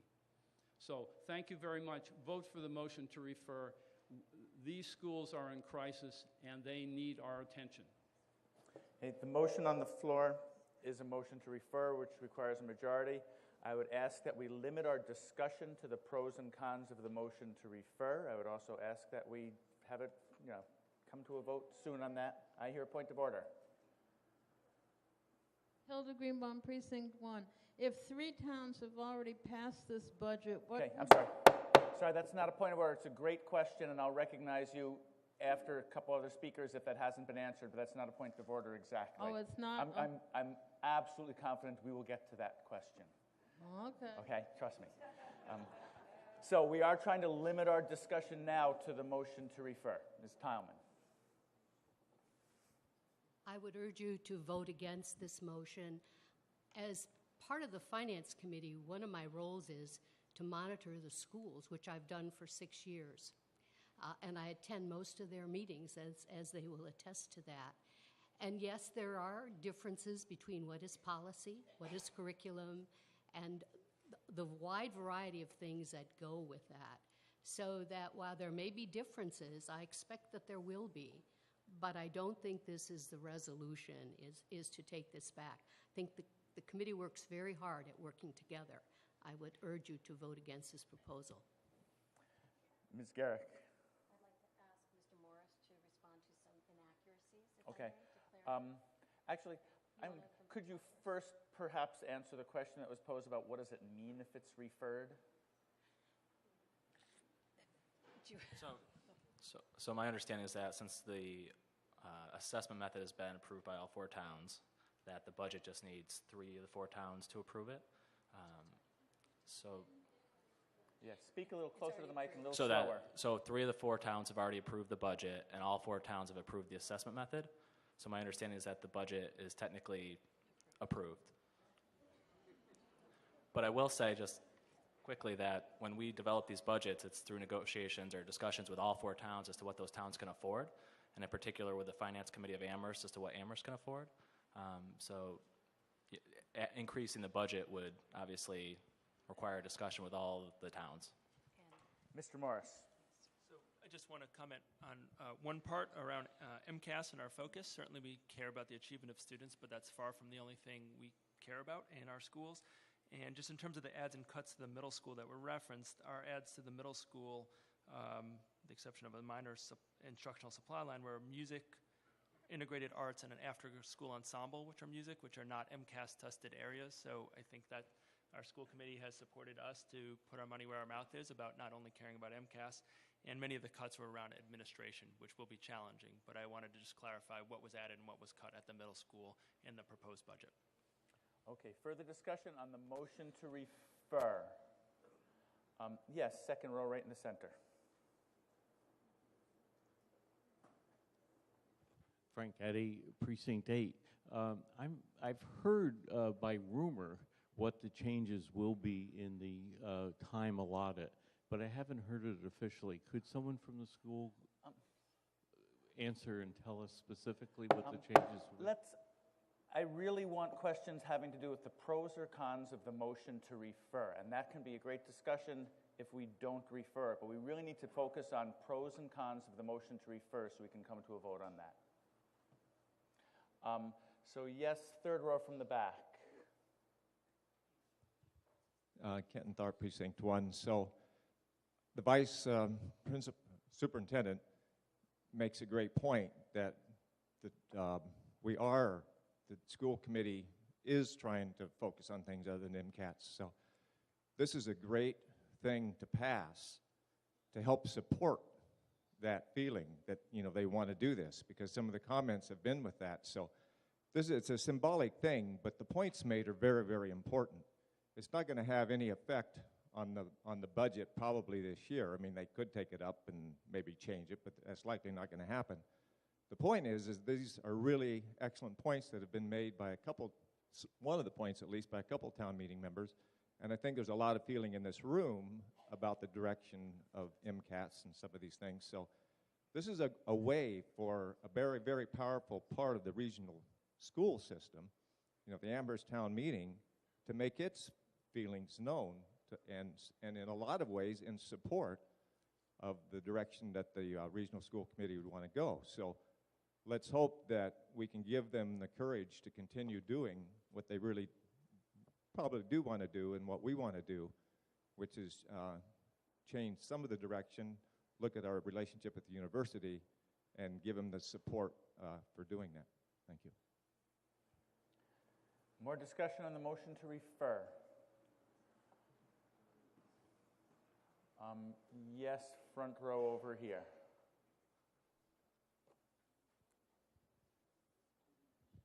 Rob Kussner, Precinct 3. And again, this is really a point of clarification I'd appreciate from whoever can do this. Since the other 3 towns have approved the budget, is the failure to vote yes or no on the original motion an issue? And if it is, then I think we have to pause about the motion to refer. On the other hand, if it's not necessary to vote yes or no on it, then I would echo the previous speaker that this seems to be an excellent way to send a message. So could we have at least clarification on the legality of what action a town meeting would need to do, given that the other 3 towns have apparently approved the budget? Thank you. Hopefully someone else can elaborate on this, but I don't think it's an issue of the legality of town meeting. I believe we can do what we want. It's more the legality of what the town needs to pay, which will be the amount on the screen, is my impression from what I've heard. Anybody else want to comment on that? Yes. I mean, hang on, we got right here. Sorry. I'm trapping. I just wanted to clarify, because it seems like there's a little bit of confusion, or maybe not, among people. The regional school committee is in support of the budget that we passed. We passed it 8-0 with. We passed the budget 8-0 with 1 absent. We're in support of the budget we passed. We are not in support of this motion. Thank you. Hang on, Mr. Mangiano, did you want to speak? But hang on, I do hear a point of order. Identify yourself, please. Has the school committee taken a vote on this motion? Obviously, they haven't, because we're all sitting right here. But I just heard a member say that the school committee was not in support of it. She was clarifying. It sounded like a previous speaker was saying this was great for the school committee, and she was clarifying that the school committee voted in favor of the budget. That was what she was clarifying. Yeah, so okay, that's your point fair. of order. And no, hang on. That's it. You're not recognized to speak except for that point of order, right. and we clarified. Sorry, you're right. Thank you. Mr. Mangiano, did you want to say something else there? I don't want to put you on the spot, but I thought I saw your hand. No. Okay, further discussion on the motion to refer. Yes, back row over there. Richard Morse, Precinct 7. I think I'm not going to vote for this motion from Mr. O'Connor, but I do think that Mr. O'Connor is actually accomplishing something here, which is to sort of convey, I think, perhaps a sense of the town here, a sort of sense of unease about what is happening in the schools from a curriculum standpoint. And I think there are 2 areas that I think are sort of the hallmark of our schools. One is language instruction. And for a while there, I thought we were going in the right direction. That is, that we were moving into the elementary schools, that we were actually trying to do something in terms of making our children, our high school graduates, citizens of the world. That is, to have a high number of them bilingual students, so that they didn't go overseas and encounter bilingual people who could fully speak English. But they, on the other hand, are unilingual. So I'm seeing that the language instruction is going in the other direction. I had a parent today who... Let's try and pull it back to pros all and right. cons. Well, on the other area is music. And I get a different account every time about what's happening in the middle schools with the music. So I have, in my neighborhood, I have parents who have left. I have eye-shot to 2 homes in which parents have taken their kids out. So if Mr. O'Connor, I think, has accomplished something here in the sense of the town, which is that there's a great deal of unease about what is sort of being eroded away from the schools that we came here to have our children attend. Thank you. Further discussion on the motion to refer? Yes, in the back over there, second row from the back. Jim Oldham, Precinct 5.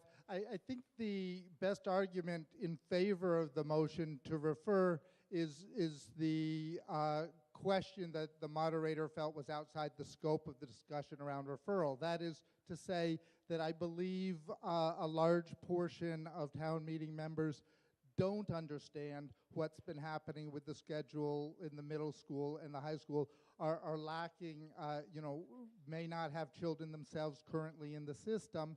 And I think the motion to refer gives town meeting members time to educate themselves about the significant changes and the process, and both of which are important. The process being, as noted by Mr. O'Connor, that the school committee essentially deferred those decisions and have agreed that it's within the rights of the administration to make these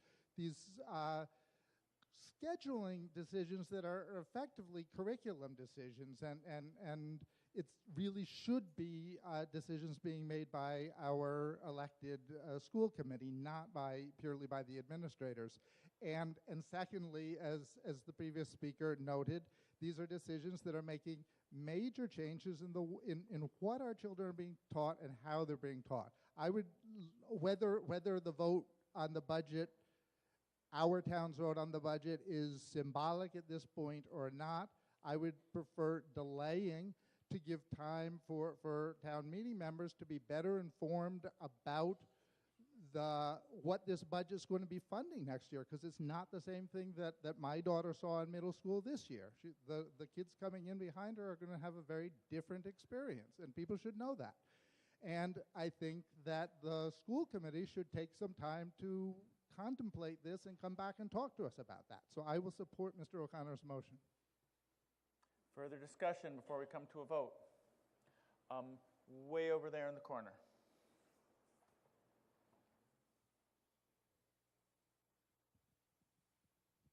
Rich Cairn, Precinct 6.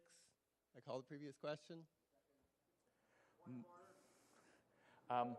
First of all, the motion of the previous question has been made and seconded, so we will be coming to an immediate vote on, hang on. I get to finish my sentence first, then I'll take the point of order. So we will be coming to an immediate vote to determine if we are going to end debate and come to a vote on the motion to refer. I now hear a point of order. Please stand, identify yourself, and let me know what it is. Wait for the microphone, please. Sorry to belabor things, everybody. I think there's confusion about whether this is a symbolic vote or not, and I think people should know if it's a symbolic vote or not. I mean, I know it's a symbolic vote, but I'm not sure that the rest of the town meeting or anybody I guess has been able to answer the only, that. I don't want to get into a discussion. I think it depends on your definition of symbolic. What I do know for sure, is that we are obligated to pay this amount because the other 3 towns in the district have already approved it, and that's the way our district agreement works. I hear another point of order. Please identify yourself.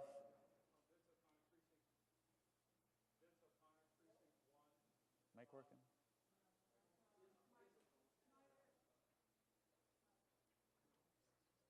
Vince O'Connor, Precinct 1. Is my understanding correct that if the motion to refer passes, this will end debate on the budget, but if it does not pass, you will then go through the line items of the regional school budget as you did with the elementary's budget? Yes, that is a good point of order, and that is correct. If the motion to refer passes, we are done with the regional school portion of the budget because we have referred it back. If it fails, then we go back and we talk about the budget, and then we can vote yes or no on the budget. Everybody clear on that? Okay, so first we're voting on the previous question. We're voting whether or not to end debate and come to a vote on the motion to refer. All those in, and that's a 2/3 vote. All those in favor of the motion for the previous question, please say aye. Aye. Opposed, please say no. Moderator hears 2/3. We'll now come to a vote on the motion to refer. I hear a point of order. If we refer this, and it passes, it makes no difference what's going to happen with the budget. The budget will continue whether or not, because whether we vote yes or no on the budget really makes no difference in terms of the budget passing the regional It is my district. understanding that our financial obligations are the same regardless. Ms. Tileman, is that correct in your opinion? I just want to check.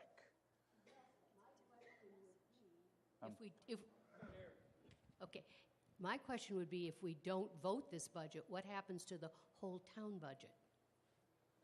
Because we're moving to raise and appropriate. So if we don't vote this, do we take this amount of money away from the total town budget? I'm looking back to Mr. Musanti lurking in the back, and I know, and I honestly don't know the answer to the question. And if somebody thinks they do, they can try and answer. Yes, Finance Committee.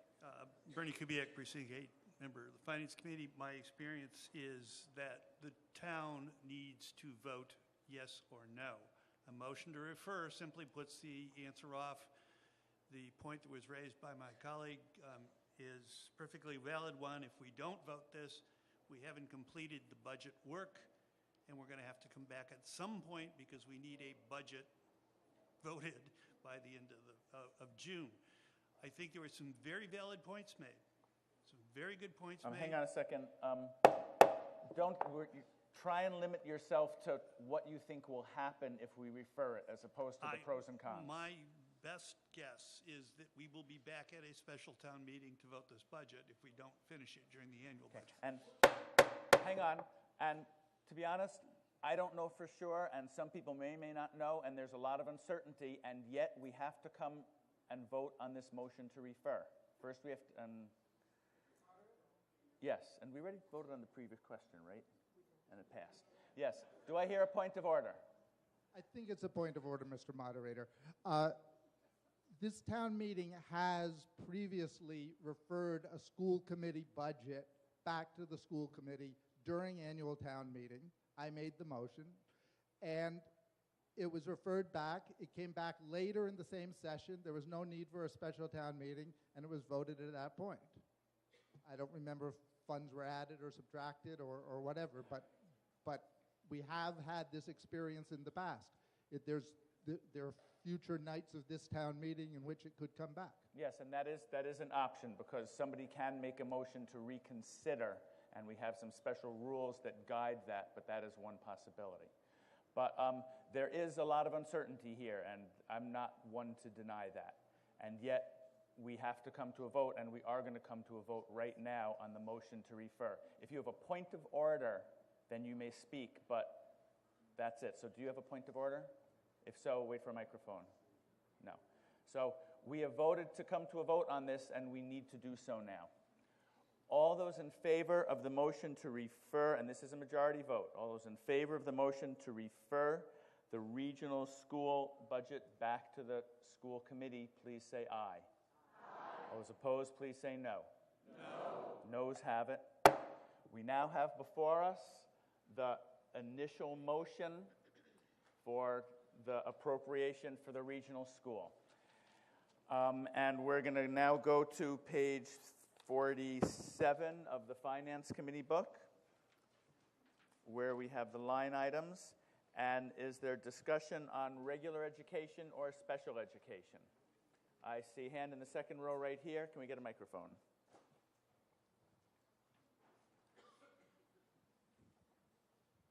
James Barat, Precinct 1. Since we've already effectively said we're going to spend $30 million plus, what difference does it make what we talk about on line items? Ms. Tileman. The Amherst portion is only $14,825,506. The total budget is for the all the four towns. but Thank you our for portion clarifying is that. the 14 million. Any more discussion on regular education? Yes, on the aisle right there. The Greenbaum Precinct 1. One thing that really bothered me, and I found it quite upsetting, reading the report in the Finance Committee book, told about all the problems in the school and the problem kids. I'd like to know what in the new programming or the old programming is doing for the kids that are really able, and what the results of the kind of education they're getting gets them in what colleges. We haven't heard for several years what colleges these seniors are going to. And one of the things I would really like to read in this book are some really good things, accomplishments of the kids in the high school. We haven't heard a thing in years about merit scholars.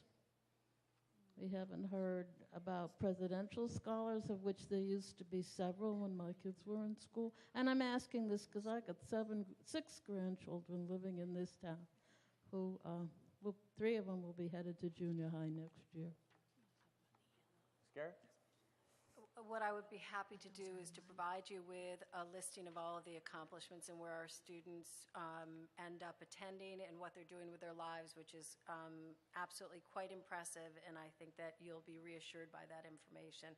But I'd be happy to provide that to the broader community. I'd be happy to.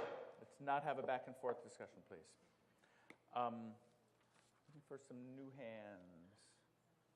Yes, second row from the back there. Alan Powell, Precinct 4. I'd like to make a request of the Finance Committee if I could.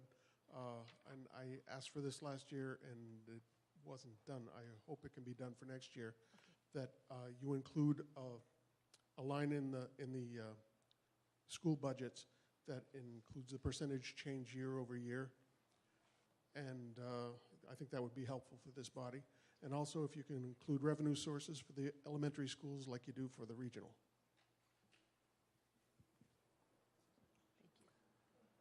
Yes, second row right in the middle there. Frank Addy, Precinct 8. I now want to ask again, tell us what the changes are in the time at middle school that's coming up.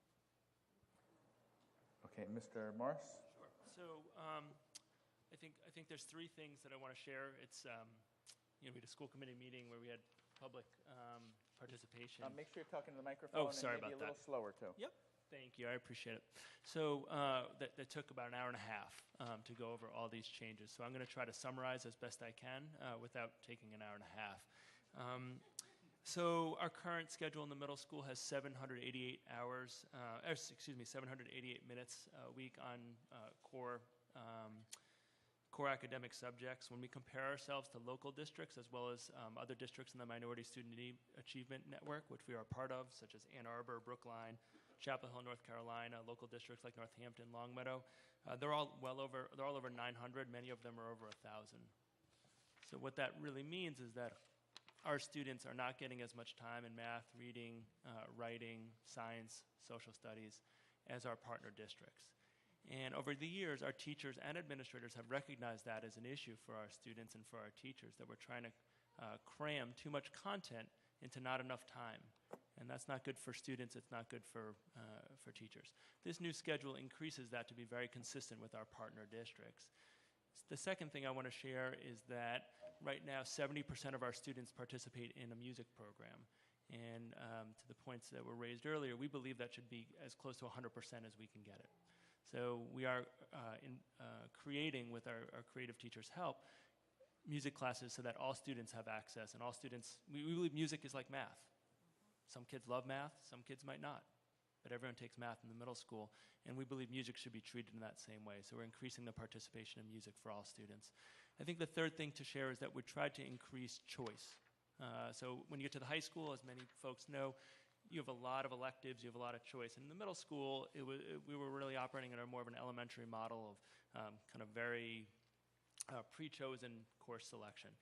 And so this is based off some of the community feedback received about arts integration. So now students, particularly when they get to 7th and 8th grade, have more choices in their day. So while everyone's exposed in 7th grade to a language, when they get to 8th grade, we give students an opportunity to make some choice around language, arts integration, how much physical education they have, because we do want to prepare our middle school students for their secondary experience, their high school experience.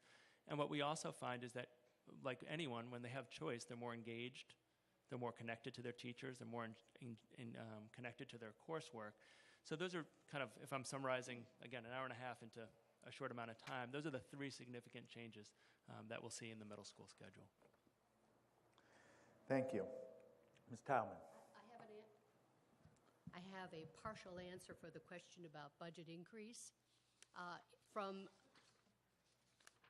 FY06 to next year, the budget will have gone up $4,657,093, or about 15.5%. And I looked quickly at the CPI for those years, and we're a little above it, but we're not far out of the range. And tell people what a CPI is. Consumer Price Index. Thank you. Anything else on regular education or special education? Yes, 3rd row center right there. David Mullins, Precinct 8. Could you speak a little more about enrollment and the decline in enrollment? I know a big chunk of it is charter schools and vocational schools and out-of-district placements. But how does Amherst compare to population trends across the state? Is the decline in enrollment here unique to Amherst, or is it a statewide thing? Is it as a result of our, people have been saying things that are not going right in Amherst, so people are moving out? Is it lack of housing, people are moving out, or is it statewide trends? Can you shed some light on that, please? Ms. Garrick. So we are seeing a similar trend across the western part of Massachusetts in a decline in the birth rate. So we are seeing something that's similar to the bulk of our communities, other than Shutesbury at the moment, although I hear that might be changing. So we are consistent with our other communities. In fact, when we look at our comparison districts, the number of students who are exiting for private schools, we're at a much lower percentage. Charter schools, I think, is the large factor, in addition to the change in the birth rate and the trend that we're seeing across the state, as well as vocational education, because I think our students want to be exiting high school with a strong possibility of being employed and not carrying a crazy amount of debt that I think many students are actually carrying when they're exiting colleges. So I think we have students who want and are making choices for themselves, which I think it's a tough choice, but it does affect our schools dramatically. Yes, Mr. Mangiano. And I think it's important to note that the increase in enrollment, the little spikes for charter and vocational, are really related to the expansion of those programs. So the charter school has added a couple of grades recently, and they're going to 12th, or the Chinese charter immersion school has added a couple of grades, and they're going to 12th grade next year, and they have a new addition, obviously. And then the vocational school, Smith, has expanded their programming quite a bit. They've added a criminal justice program, they've expanded their nursing program, they've added a lot of athletic programs. So those 2 schools are really expanding their offerings, which is why we think we're seeing the uptick in enrollment. Right on the aisle there, yes, you. Janet McGowan, Precinct 8. So I see about 305 students leaving the district, and I'm wondering how much it costs us in terms of choice and charter money. And my other question, which is the amount of the regional schools' OPEB liability and how much we're paying this year, and what's the plan for the rest of the years? Yes, Mr. Mangiano. So I guess I'll just add it all together. The sum of the charter, vocational, and choice is a little over $2 million total that is in the school budget. The net, to the OPEB question, the net OPEB obligation for the regional schools right now is about $24 million, and the total unfunded OPEB liability is about $67 million. Right now, there's no plan to start setting aside funds, but the school committee has adopted an investment policy, and they've adopted a trust agreement for an OPEB fund. And so in the near future, they're going to be having discussions about actually appointing a board of trustees and then a discussion on funding of OPEB. So that should all be happening in the next month or two. And then we'll be able to get back to you with a plan for funding it. Thank you. We're going to come back if we need to for general discussion, but I want to go through the line items first because I can't accept the previous question motion until then. So anything on other programs or support services? See no hands there. Anything on administration, school or central? Yes. Third row from the back. My comment touches on several points. One is... Identify yourself, please. Sorry, thank you. Carol Gray, Precinct 7.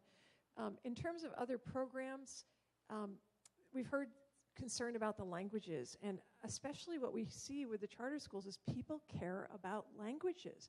And yet I see in the reductions department, we're cutting tens of thousands of dollars in world languages, and I've heard that you can't get AP credit for foreign languages in college unless you get a full year of languages in the 7th grade. And it's my understanding we're now cut back to a half year. I'm also very concerned about where we make our reductions. It looks to me like we're still very top-heavy on administration. And I would like to see when there are cuts, you don't cut the people in the classrooms with the kids. There are other places you can make cuts. The last point I would make is I'm very concerned about who's making decisions. And I have heard that some decisions are presented to our elected school committee rather than coming from the school committee. And there are elected officials. This superintendent's office should always get the school committee's okay on decisions. It should not be the other way around, and I'd invite any comments on that.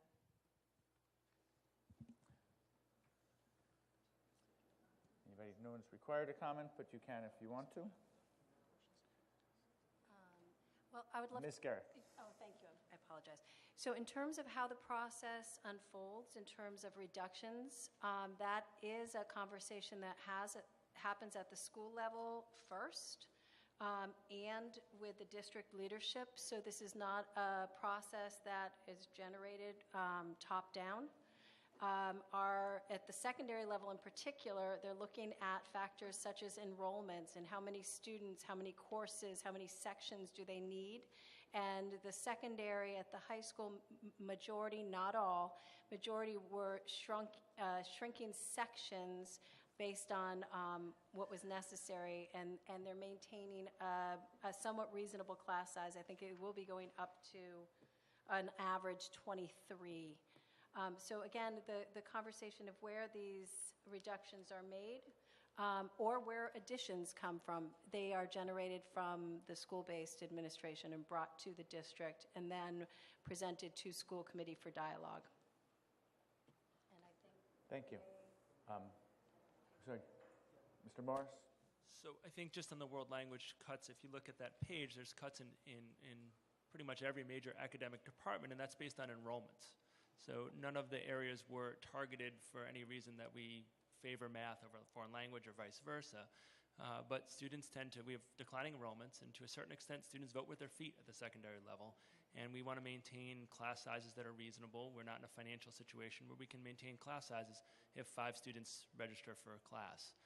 So it is both a combination of declining enrollments and student interest that really drives at the secondary level where we can reduce sections, but we are not reducing the Spanish program or these other programs that we value, and that all students in this year and next year have the full opportunity to get AP credits in world language. That opportunity is not being removed for students. Okay. We're moving on to information systems or facilities. Any issues there? Yes, I see a hand over there.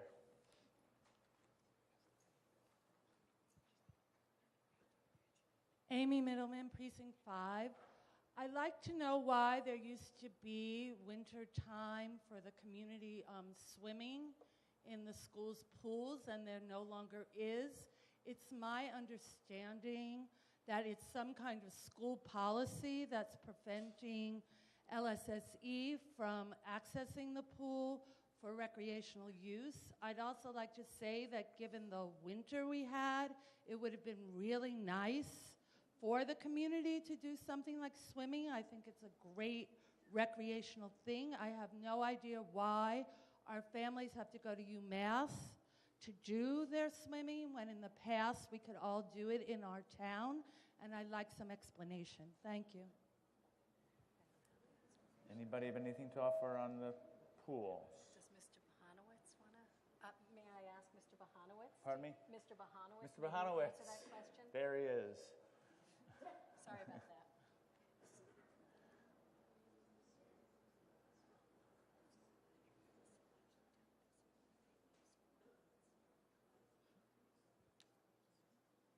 Ron Bahanowitz, the Director of Facilities for the town and the schools. In reference to the pool, there's two things.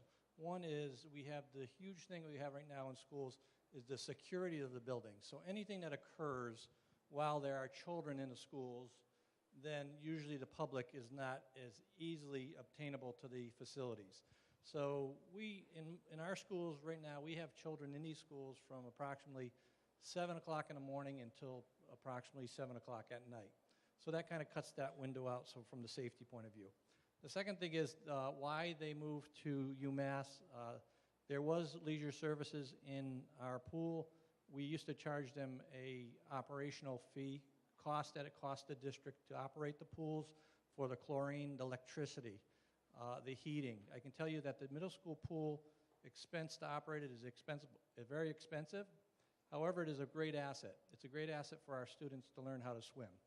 So why the LSEE has chosen to go to UMass is because they found some better facilities and a little less cost.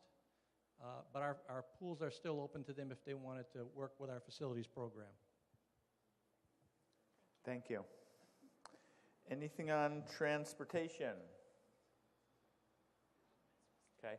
Now we're open back to general discussion with the hope of coming to a vote at some point soon. I see a hand way over there against the wall.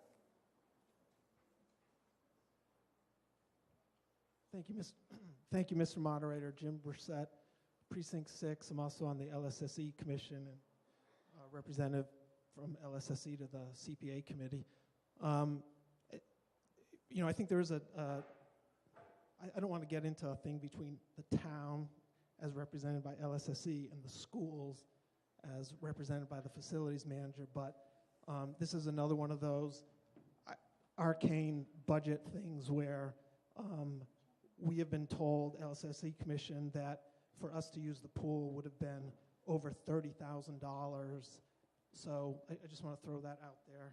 We're still working on that. We hope we can come to a resolution. I think the town manager is in the process of forming a committee between LSSE and the schools and the wider community on the town and school facilities and fields, and I hope that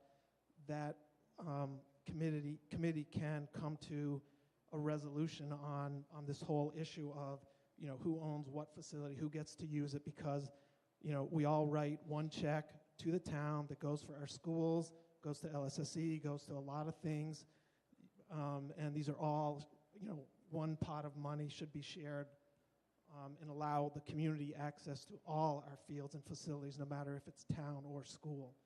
I just want to also comment on a previous speaker that wondered, where is all this information about all the great things that the school and our children in the regional school system has doing. The website on the regional schools is full of the many, many accomplishments of our students. We have a truly just, I just think an outstanding group of students, particularly in the high school right now. Whether you go from sports, music, art, many of these things are free, open to the community. There's also a website that the PGO, the parent group, sends out every week.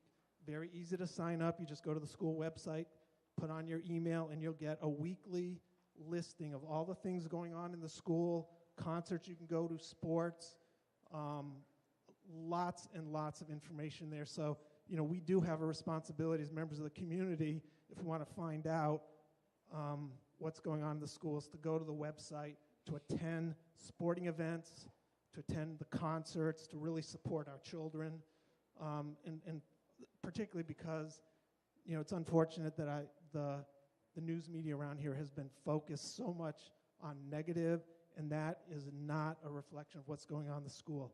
Ask the kids in the high school, go to these events, see how well the kids get along. I'd like to give a lot of credit to the teachers and particularly the coaches. And Thank you. Ready to come to a vote? No. In the pink color, the second row from the back, yes. No. Yes. Tracy Lee Boutillier, Precinct 6. I just had a question for the superintendent. Back to earlier, you were referring that packets of information that you could provide to town meeting members. What I'd like to know if you can include in some of the information gender and race of the students that have gone off to charter schools, choicing out, and vocational schools. I think that'd be some really interesting, pertinent information for town meeting members to have. Thank you. I see a hand over there.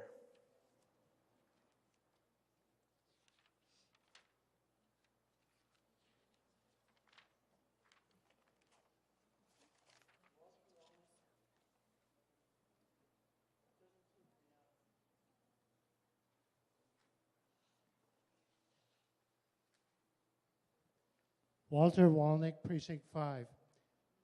Given the relative sizes of the town, by the town I mean the municipality, and regional school budgets and operations, is the large disparity between the town's $95 million unfunded actuarial OPEB balance, cited by the Finance Committee chair during the warrant review, and the regional school's $24 million net OPEB obligation, as shown in the Finance Committee report, a consequence of the regional net OPEB obligations only taking into account current regional retirees. On an apples-to-apples basis, is there a figure available for the region's unfunded actuarial OPEB balance? How similar to or different from the town's OPEB trust fund is what's in the regional draft OPEB trust agreement? Does the draft trust agreement call for setting up of a regional OPEB trust fund with a schedule of regular contributions into it? Pardon me? Yes, okay, Mr. Mangiano. Yep, so the apples-to-apples comparison between the regional school district and town of Amherst, so that the town of Amherst was $95 million for its total OPEB liability. The regional school would be $67 million for its total OPEB liability. And I'm not sure about the trust agreements between the town of Amherst and the regional schools, but our investment policy that governs how the funds of the OPEB trust fund would be invested, those are very similar. Thank you. I also want to apologize to Mr. Walnick because he had asked to be recognized, and that got lost in the shuffle of the motion to refer, so sorry about that. Anybody else want to speak before we come to a vote? Yes, right here in the front.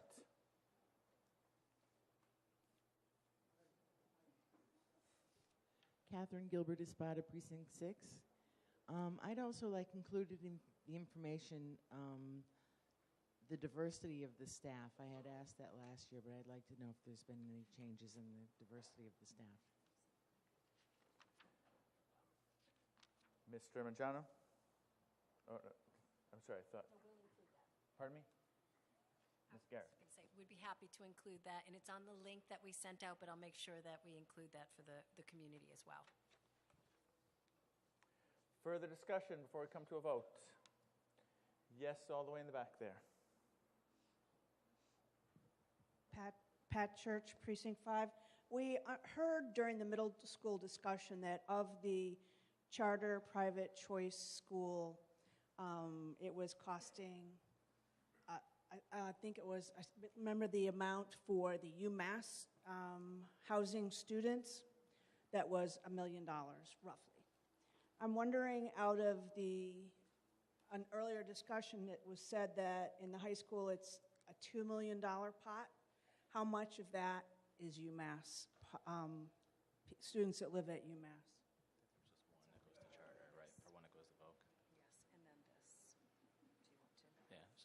So, Mr. Mangiano? Yeah, thank you. So we know of one student who goes to vocational school. So that would just be about $18,000, which is the tuition for charter school. And then the ELL cost of educating those students is about $9.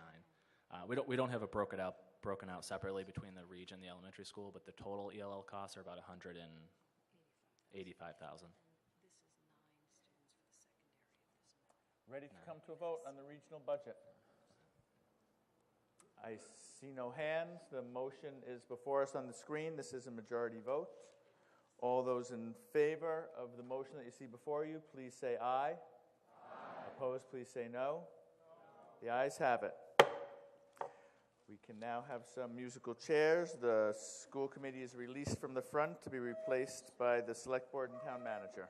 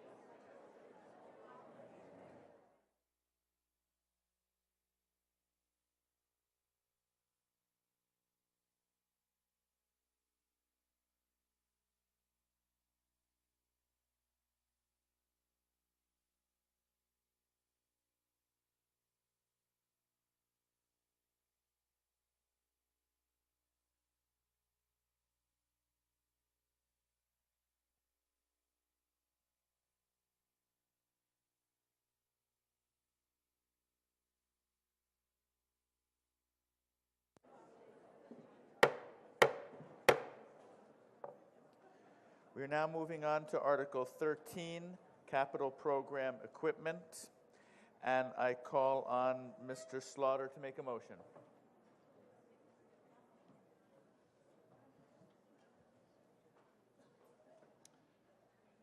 I move that the town appropriate $1,198,024 to purchase, repair, and/or install new or replacement equipment, and to meet such appropriation, $1,006,024 be raised by taxation, and $77,000 be transferred from the ambulance receipts reserve for appropriation account, and $115,000 be transferred from the fund balance reserve for capital account. I hear a second. You may speak to your motion. Thank you. I'm actually going to begin with a couple of comments about capital planning in general, and then I'll come back to the particulars of this article in just a minute or so. I want to begin by saying that although people tend to think of the budget as being done now that we've finished the schools as the last chunk, actually I would like to stress that the joint capital planning is also a very important and integral part of our budgeting process. The capital planning that we do and the capital spending that we do make sure that the buildings, facilities, equipment, tools, furniture that people sit on is available for the staff to do the work that we want them to do, for the children to have a place to sit and do the work that they do. And so it's important that we support our capital funding in as much as it can, and in concert with our operational spending. As you've heard from a few people over the last few nights here at town meeting, there's some big projects that are on the horizon. And I'd like to talk to the future of capital planning in town a little bit, just to give you a heads up on some of that and to encourage your participation in these things. The first thing I would like to share with you, however, is just the general needs of capital planning over the next few years. In your joint capital planning report, which I hope that you read carefully, I'd like to point out a particular page in that, and I'm going to put it on the overhead if I could have that, please.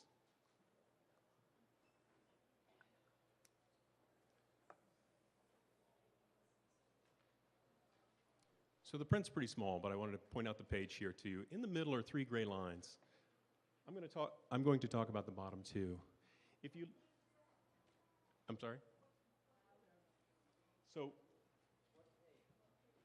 it's about the middle of the packet. We're going to look at these 2 lines. Hang on, I'll find a page number. So we typically use as a policy for supporting capital planning that we would like to have 10% of our tax levy utilized for capital planning. We've not been able to do that for several years. This year we're suggesting to you 7.5% of our tax levy for the purpose of capital planning. And as you can see from that second line of those 3 gray lines, that ends up with our spending relative to our available funds. We've got about $600 more than what we have available to us. But if you follow that line across into the out years, you'll notice that it's holding steady at a 7.5% of our tax levy as a funding source for our capital planning. We fall further and further behind in our capital needs. Now, this capital plan varies very much year to year. We add new things, we take things off, but it also does include some larger ticket items that I'll talk about in just a moment. If, however, you notice the bottom gray line, if we increase by 0.5% each year, we can pretty much keep up with our needs, our capital needs, as we know them at this time for our sort of year-over-year regular capital expenses like police cruisers and that sort of thing. So I just want to point that out to you, that we need to kind of continue to increase our support for capital to cover the things that we're used to covering for capital planning, equipment, buildings, facilities, that sort of thing. But I also want to talk to a little bit the larger items that are coming up. We've heard about the schools. We heard about them tonight. There's a feasibility study going on currently. Likewise, at the library, there's a large item there. With both of those, we have the option of getting some state funding to help us out. Along with the library, there's probably going to be some need for parking. That's part and parcel of that feasibility study, and some of the funding and all of that is knit together whole. Additionally, we heard a town meeting member mention fire station. We've been talking about a fire station for a very, very, very long time. And then additionally, that what you haven't seen or heard to date in town meeting is the Department of Public Works, which currently works out of a trolley barn from early in the 20th century, is its construction. And it's really problematic for them to do the work they need to do. And there's a feasibility study getting underway as far as finding what their needs are and what their capital needs would be going into the future. So what I want to do by mentioning those things to you is to think about this, think about capital planning as a part of our overall budgeting, and that all of these things need to be knit together and thought of as a whole, and that there will be lots of opportunity for people to participate in how we fund it. And there are a lot of different mechanisms for funding things, when we do them, how we do them. So I would encourage everyone to participate in that. In the 10 remaining seconds, I will say that the equipment is listed on page 53 of your Finance Committee report, and it itemizes all the things that are covered under equipment for this year's capital planning, and that the Joint Capital Planning voted unanimously for this, as did the Select Board. Thank you. And speaking for the Finance Committee, Mr. Sharma. The Finance Committee voted 6-0, 1 absent to recommend this article in the view that these are appropriate uses of these funds. I'd like to echo a point made by Mr. Slaughter and also mentioned in the JCPC report. Although we are yet to achieve it, the 10% or more, 10% or more of the property tax levy remains a goal for us, so that we do not fall far behind the need to keep our physical capital infrastructure in order. Thank you. And speaking for the Select Board, Mr. Slaughter. Okay, already covered. Great. And the select board recommendation was unanimous. Thank you. This requires a majority vote. What I'm going to do is go through the different bold sections on 53 to see if we have specific questions in each one. But actually, first, I did have one person request to speak, which is Michael Birtwistle. I don't know if he's here. Yes. Thank you, Mr. Moderator. Michael Birtwistle, Precinct 2. I'd like to call your attention to the table headed General Fund Capital Program Facilities FY 2016 to 20. That's the sixth table in the Capital Fund, Joint Capital Planning Committee report. The sixth table following page 11. The item I want to discuss, and this is the moment when the moderator gave me time to do that, is the fifth line from the top of that page, number 266, entitled Cushman Village Plan and Rezoning for $35,000 in 2020. And I emphasize the word rezoning. On the surface, this seems insignificant, a small amount budgeted in far future. But I have a few comments and one question that arise from this line item, which I hope will convince you of the importance of this issue.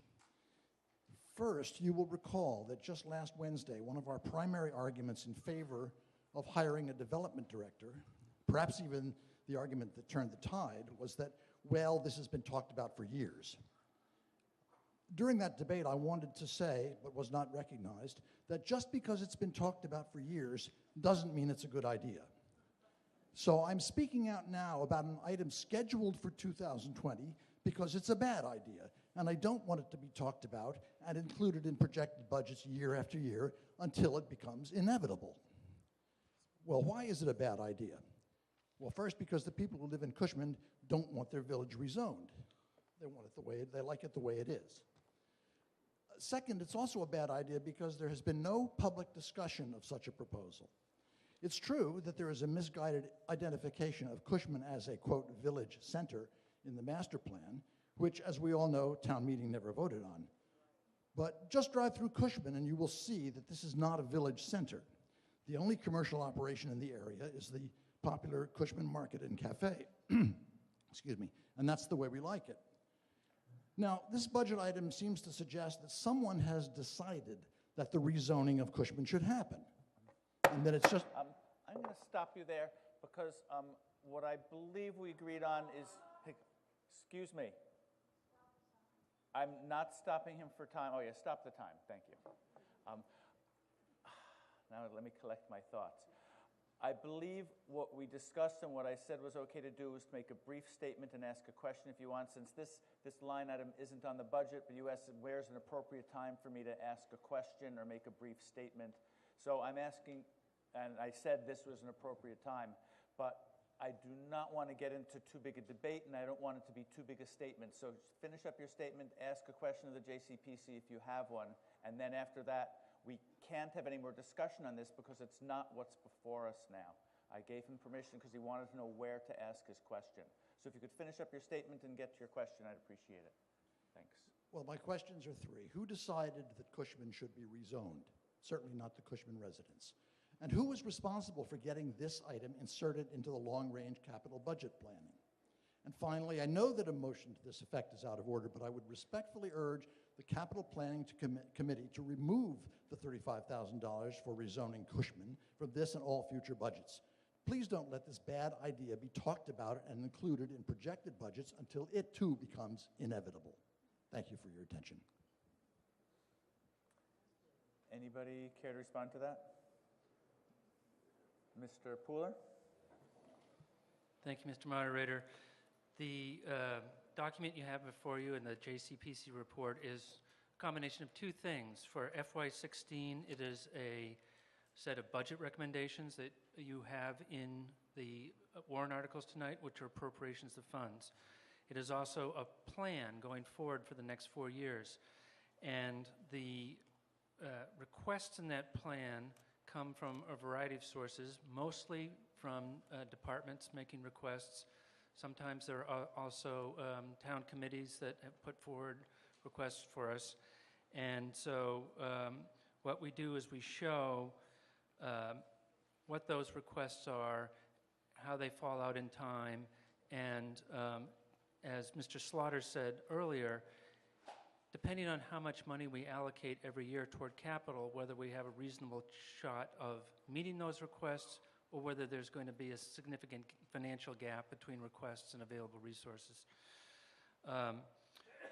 Finally, I would say as items move up from plan to appropriations, there's nothing inevitable about things moving to the appropriation stage. Once the rubber hits the road and you actually have to appropriate money, that's when you have to decide whether something is, there are sufficient funds to meet things. And I think if you look at something like Firehouse, you can see that even though it's been there and moved up, we haven't been able to get to it and it's moved back again. So in the years in which you actually have to make the appropriation, and town meeting has to decide on whether or not to go forward with something like a study for rezoning, that's when town meeting gets to vote on whether to appropriate the money, not because it's been on a plan previous years, but because you get the vote. Thank you. We're now taking a look at page 53 of the Finance Committee book. And are there any specific questions regarding the information technology section of Article 13? I see no hands there. How about the police section? I see no hands there. How about fire?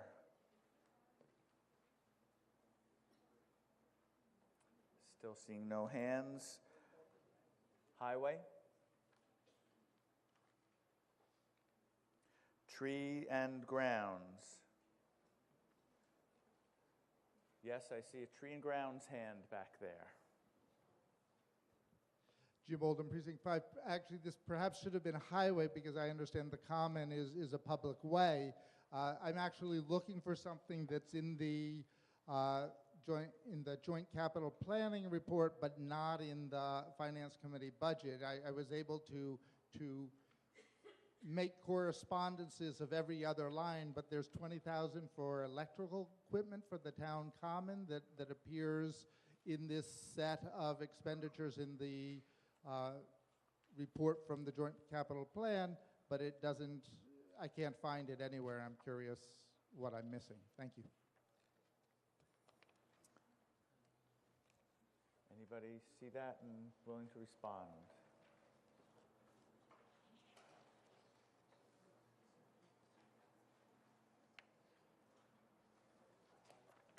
Any response from the front?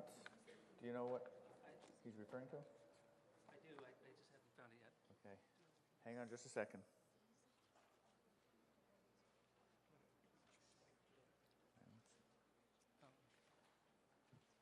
Mr. Mooring. Need to jump up and down, yell and scream.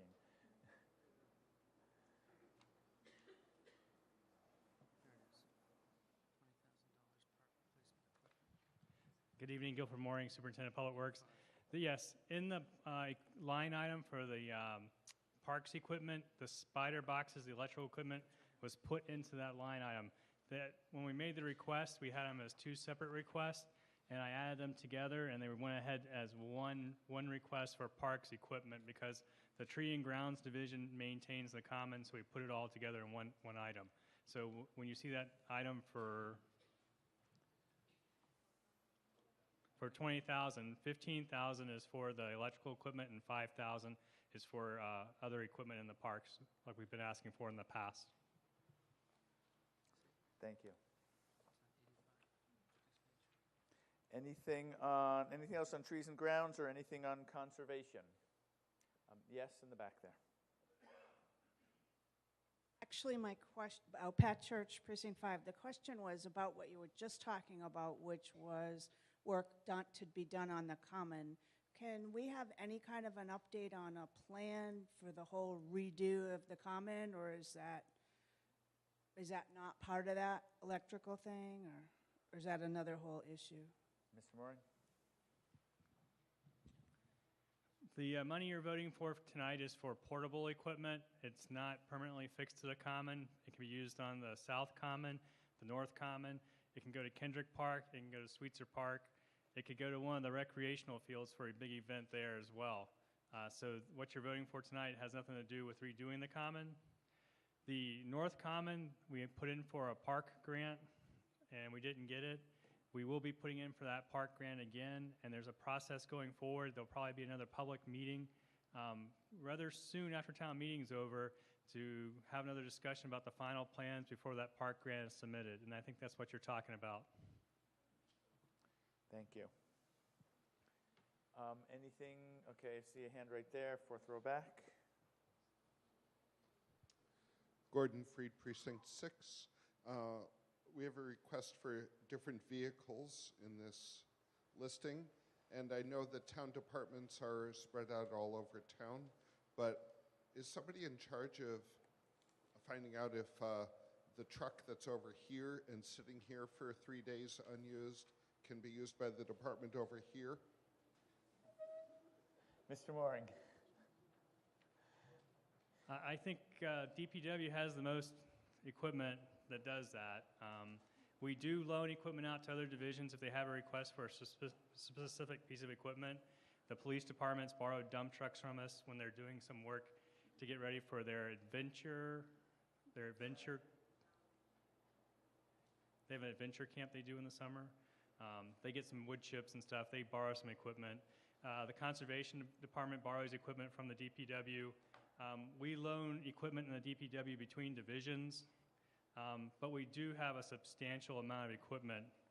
The DPW has $4.5 million worth of equipment in its inventory. It's 1.5 pages. We keep a track of it by when we bought it, how old it is, mileage we use it, and we also try to keep track of how often we're repairing it. So if we have a limit in the fleet, we try to get rid of that sooner than later. But we do try to share among ourselves. The town general government actually did buy a vehicle, an electric vehicle that can be used by anybody in town for trips or for local stuff. So we do work together and we do try to share things. There are a few pieces of equipment that are specialized and we don't share, but then we usually loan the person that goes with the equipment when someone needs it. Yes, fifth row back there. Morianne Adams, Precinct 10. There are two parts to my question. First, I'm looking at line 326. I really just noticed this. The Kendrick Park issue of $3,250,000.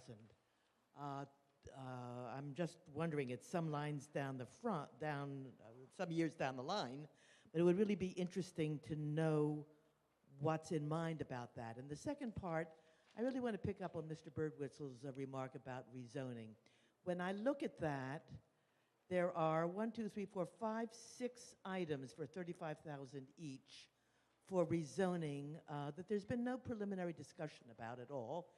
And there is a planning budget, I thought, that took care of some of these issues.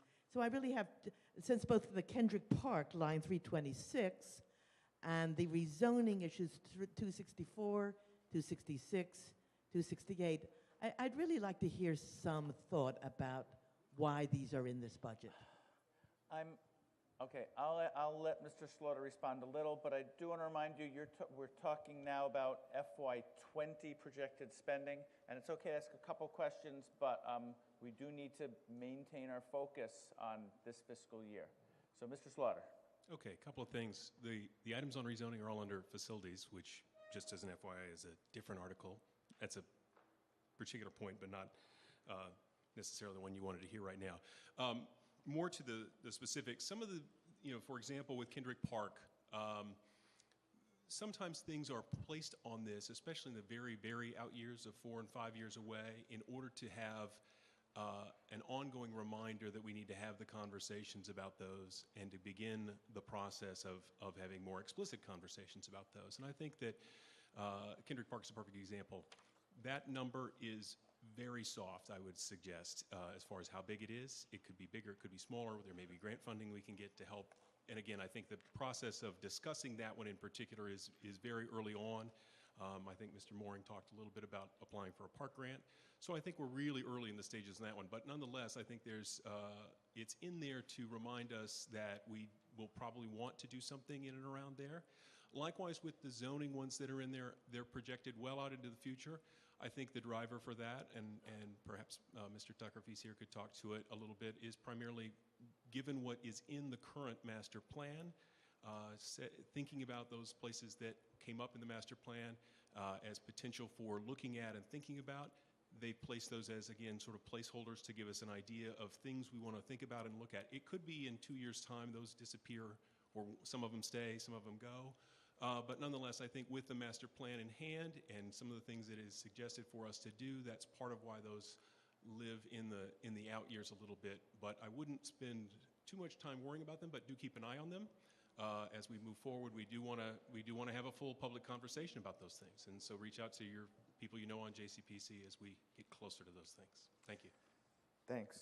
Anything on the LSSC line items at the bottom of page 53? Anything on building maintenance? Turning the page, anything on library, top of page 54? And schools on top of 54. Any more discussion on Article 13 before we come to a vote? I see a hand, actually the third row there first.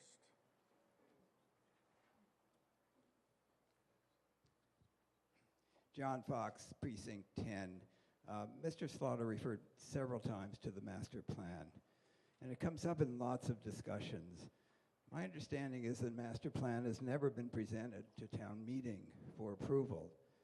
And so I wonder, since it's been around for a long time, why it hasn't been presented to town meeting for approval, and whether it should be. It seems to me that if it is to guide a lot of our planning or long-term planning, that it's appropriate for town meeting to take a look at the master plan and see whether now it makes sense in light of all the developments that we've seen in town. I'm wondering if somebody could answer that. Thank you. Yes, from the select board. Thank you. That's a question that's come up fairly often, and I see it's coming up again.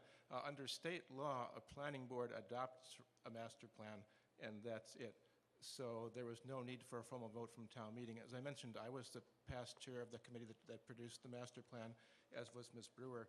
And we had extensive discussions about that, and we tried to do, we didn't bring things to a vote in part because the process was so drawn out at that point, but we did try to make sure there was maximum input. And for me, the best test is the practice. When I used to give reports under Article 1 about the master plan, and I was approaching the end, I said, what satisfies me is that now we all refer to the master plan. So we've found the master plan is a living document. It suggests broad goals, it suggests some specifics, and through the political process we choose which to act on.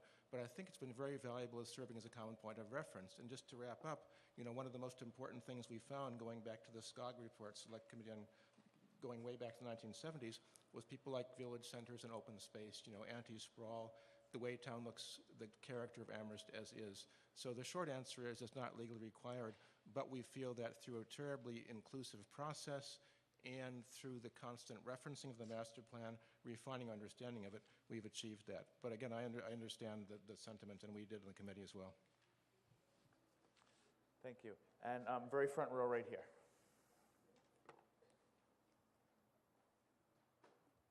Hi, Vera Dwangmani. I want to know why for the schools, are these expenses shared by other towns, or is Amherst footing the bill? Yes, Ms. Tileman. For the Amherst Elementary, we pay the whole price of whatever these cost. If it's for the region, we do the percentage. They take the total amount of capital, and then it's divided up using the percentages that you saw on the screen. We're about 78% of those capital costs. Yes, from the select board. Just real quickly, if they're listed in this capital plan, they're only Amherst Elementary expenses. So what Ms. Talman said is absolutely correct, but the regional capital items are in the regional budget. They aren't in this capital budget. These are only Amherst Elementary School expenses, therefore only paid by Amherst. Yes, second row right there.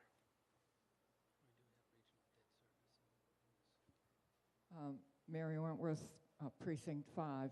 I just wanted to make a comment about the master plan because I was on the committee and there was discussion about whether the master plan should be brought to town meeting for approval, and the decision was made not to do that because there was fear that town meeting would try to change parts of it or might not approve of it.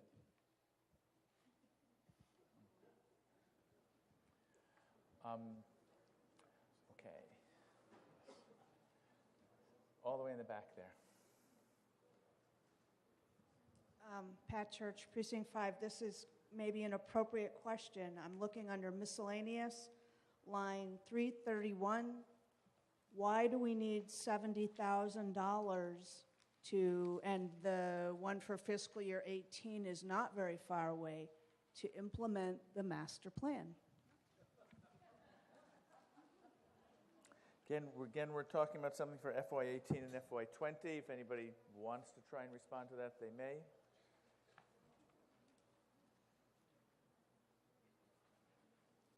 But I do not see anybody raising their hand.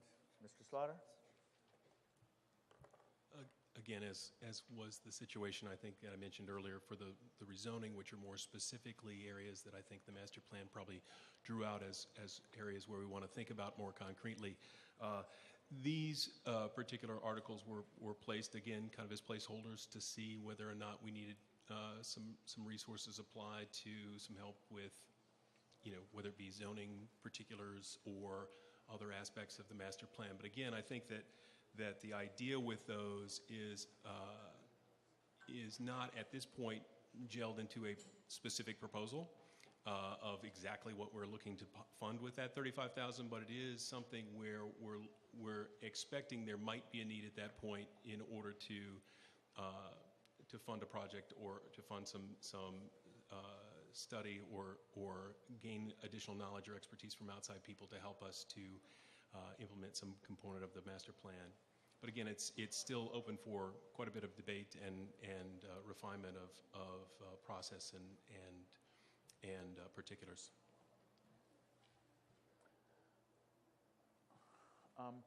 Yes, third, right in the center there, third row in.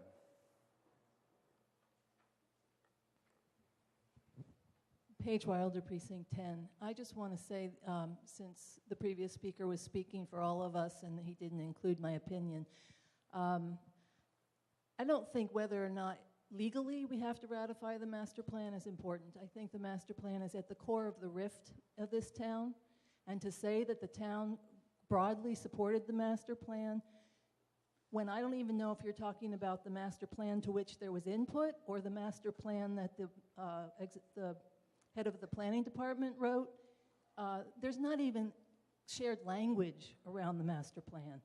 And until that's addressed, it's very difficult for this town meeting to move forward. Okay, let's try and pull the conversation back to Article 13. Is there further discussion on Article 13? Yes, back there, second row from the back. Jim Oldham, Precinct 5. When we started hearing about the capital plan, one of the things that we were told was the goals of investing consistently and regularly and at an appropriate level into the physical infrastructure of the town and why that's important. And I think that that's a good fiscally prudent approach. So as people call attention to the many opportunities being laid out in future capital expenditures for hiring consultants and implementing plans, basically things that one would think would come under the operating budgets of the planning department, it's very concerning to me to add up all those tens of thousands of dollars that the people who are charged with thinking about preserving our physical infrastructure, are taking that amount, currently less than the ideal 10%, and are thinking about using it in a way that doesn't fix roofs, doesn't pave roads, doesn't maintain our infrastructure. I would like to ask those of you who sit on the Joint Capital Planning Committee to please focus on capital improvements. Zoning is not a capital improvement. Implementation of plans is not capital expenditure. Please use the money as it's intended. Thank you. All the way in the back there, back row. Barry Turkell, Precinct 4. I call the previous question. Actually, before I accept that, were there any other hands raised then? Yes, there were. So we will take the motion on the previous question. So, motion's made and seconded. We will now come to a vote. And if 2/3 of you vote yes, we will then come to a vote on Article 13. Everybody with me? All those in favor of the motion for the previous question, please say aye. Aye. Opposed, please say no. No. Let's try this again. Well-modulated voice, not yelling or anything. All those in favor of the motion for the previous question, please say aye. Aye. All those opposed, please say no. No. I don't hear 2/3. But I urge people to focus your discussion on what is before us under Article 13. So if you have further discussion under Article 13, you may raise your hand. Yes, along the aisle right here. Yeah, Rick Keller from Precinct 1. I was noticing in the report that the Puffer Pond dredging is being put off until the end of the projected period here. Is it 2020 or 19? When the Puffer Pond 2020 committee reviewed reviewed the condition of the pond and so forth, one of its priority recommendation was that dredging of the pond be done immediately, as soon as possible, because the pond was in danger. If it wasn't done, the pond was in danger of becoming an unswimmable wetland. It had been 20 years at that point before it had been done. So I'm puzzled as to why the dredging for this pond has been put off for 5 more years. Yes, Mr. Zomek.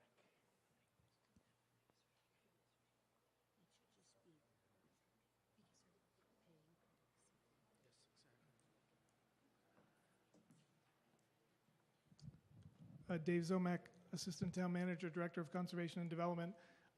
It's a very good question. I, of course, worked with the Puffer Pond 2020 group. We have implemented some of their recommendations. Perhaps the low-hanging fruit has been done, and in fact, we're preparing to do about $40,000 of work there in the coming weeks. The dredging is certainly, as Mr. Slaughter indicated, in the out years, if you will. But it's a very big number that is going to require extensive permitting.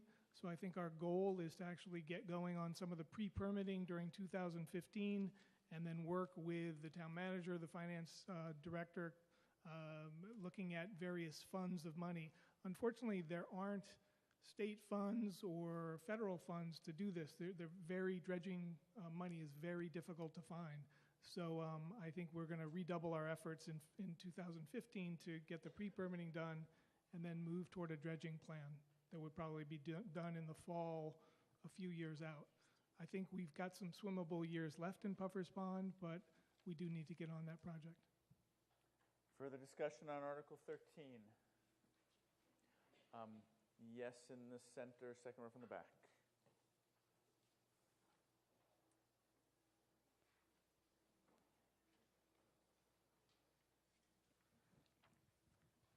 Tracy Lee Bouchillier, Precinct 6. So in Article 13, under fire, I wanted to ask questions about the external defibrillators and the EMS defibrillators. We had these similar items on the budget last year. Are these in addition to, or are we replacing what we voted in last year. Thank you. I believe we may have a fire chief who can answer this. Chief Nelson?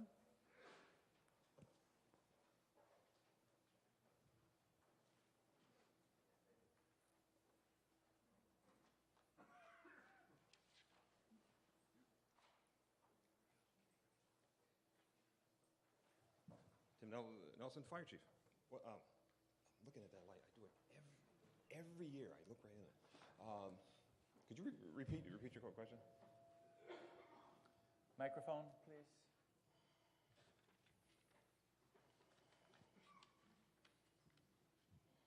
Thank you. Tracy Lee, Bachelier, Precinct 6.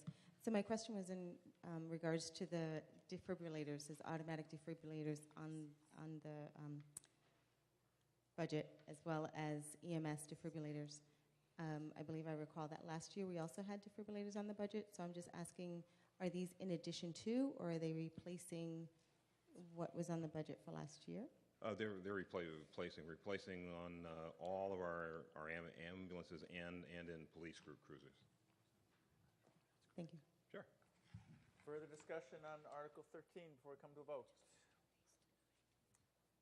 I see no hands. The motion is before you on the screen. This requires a majority vote. All those in favor of the motion under Article 13, please say aye. Aye. Opposed, please say no. The ayes have it. Ms. Brewer, would you care to make a motion? Oh, sure. I'd love to. I move to consider Article 14. Motion's been made and is debatable. Would you like to speak to your motion? No. Is there further discussion before we come to a vote?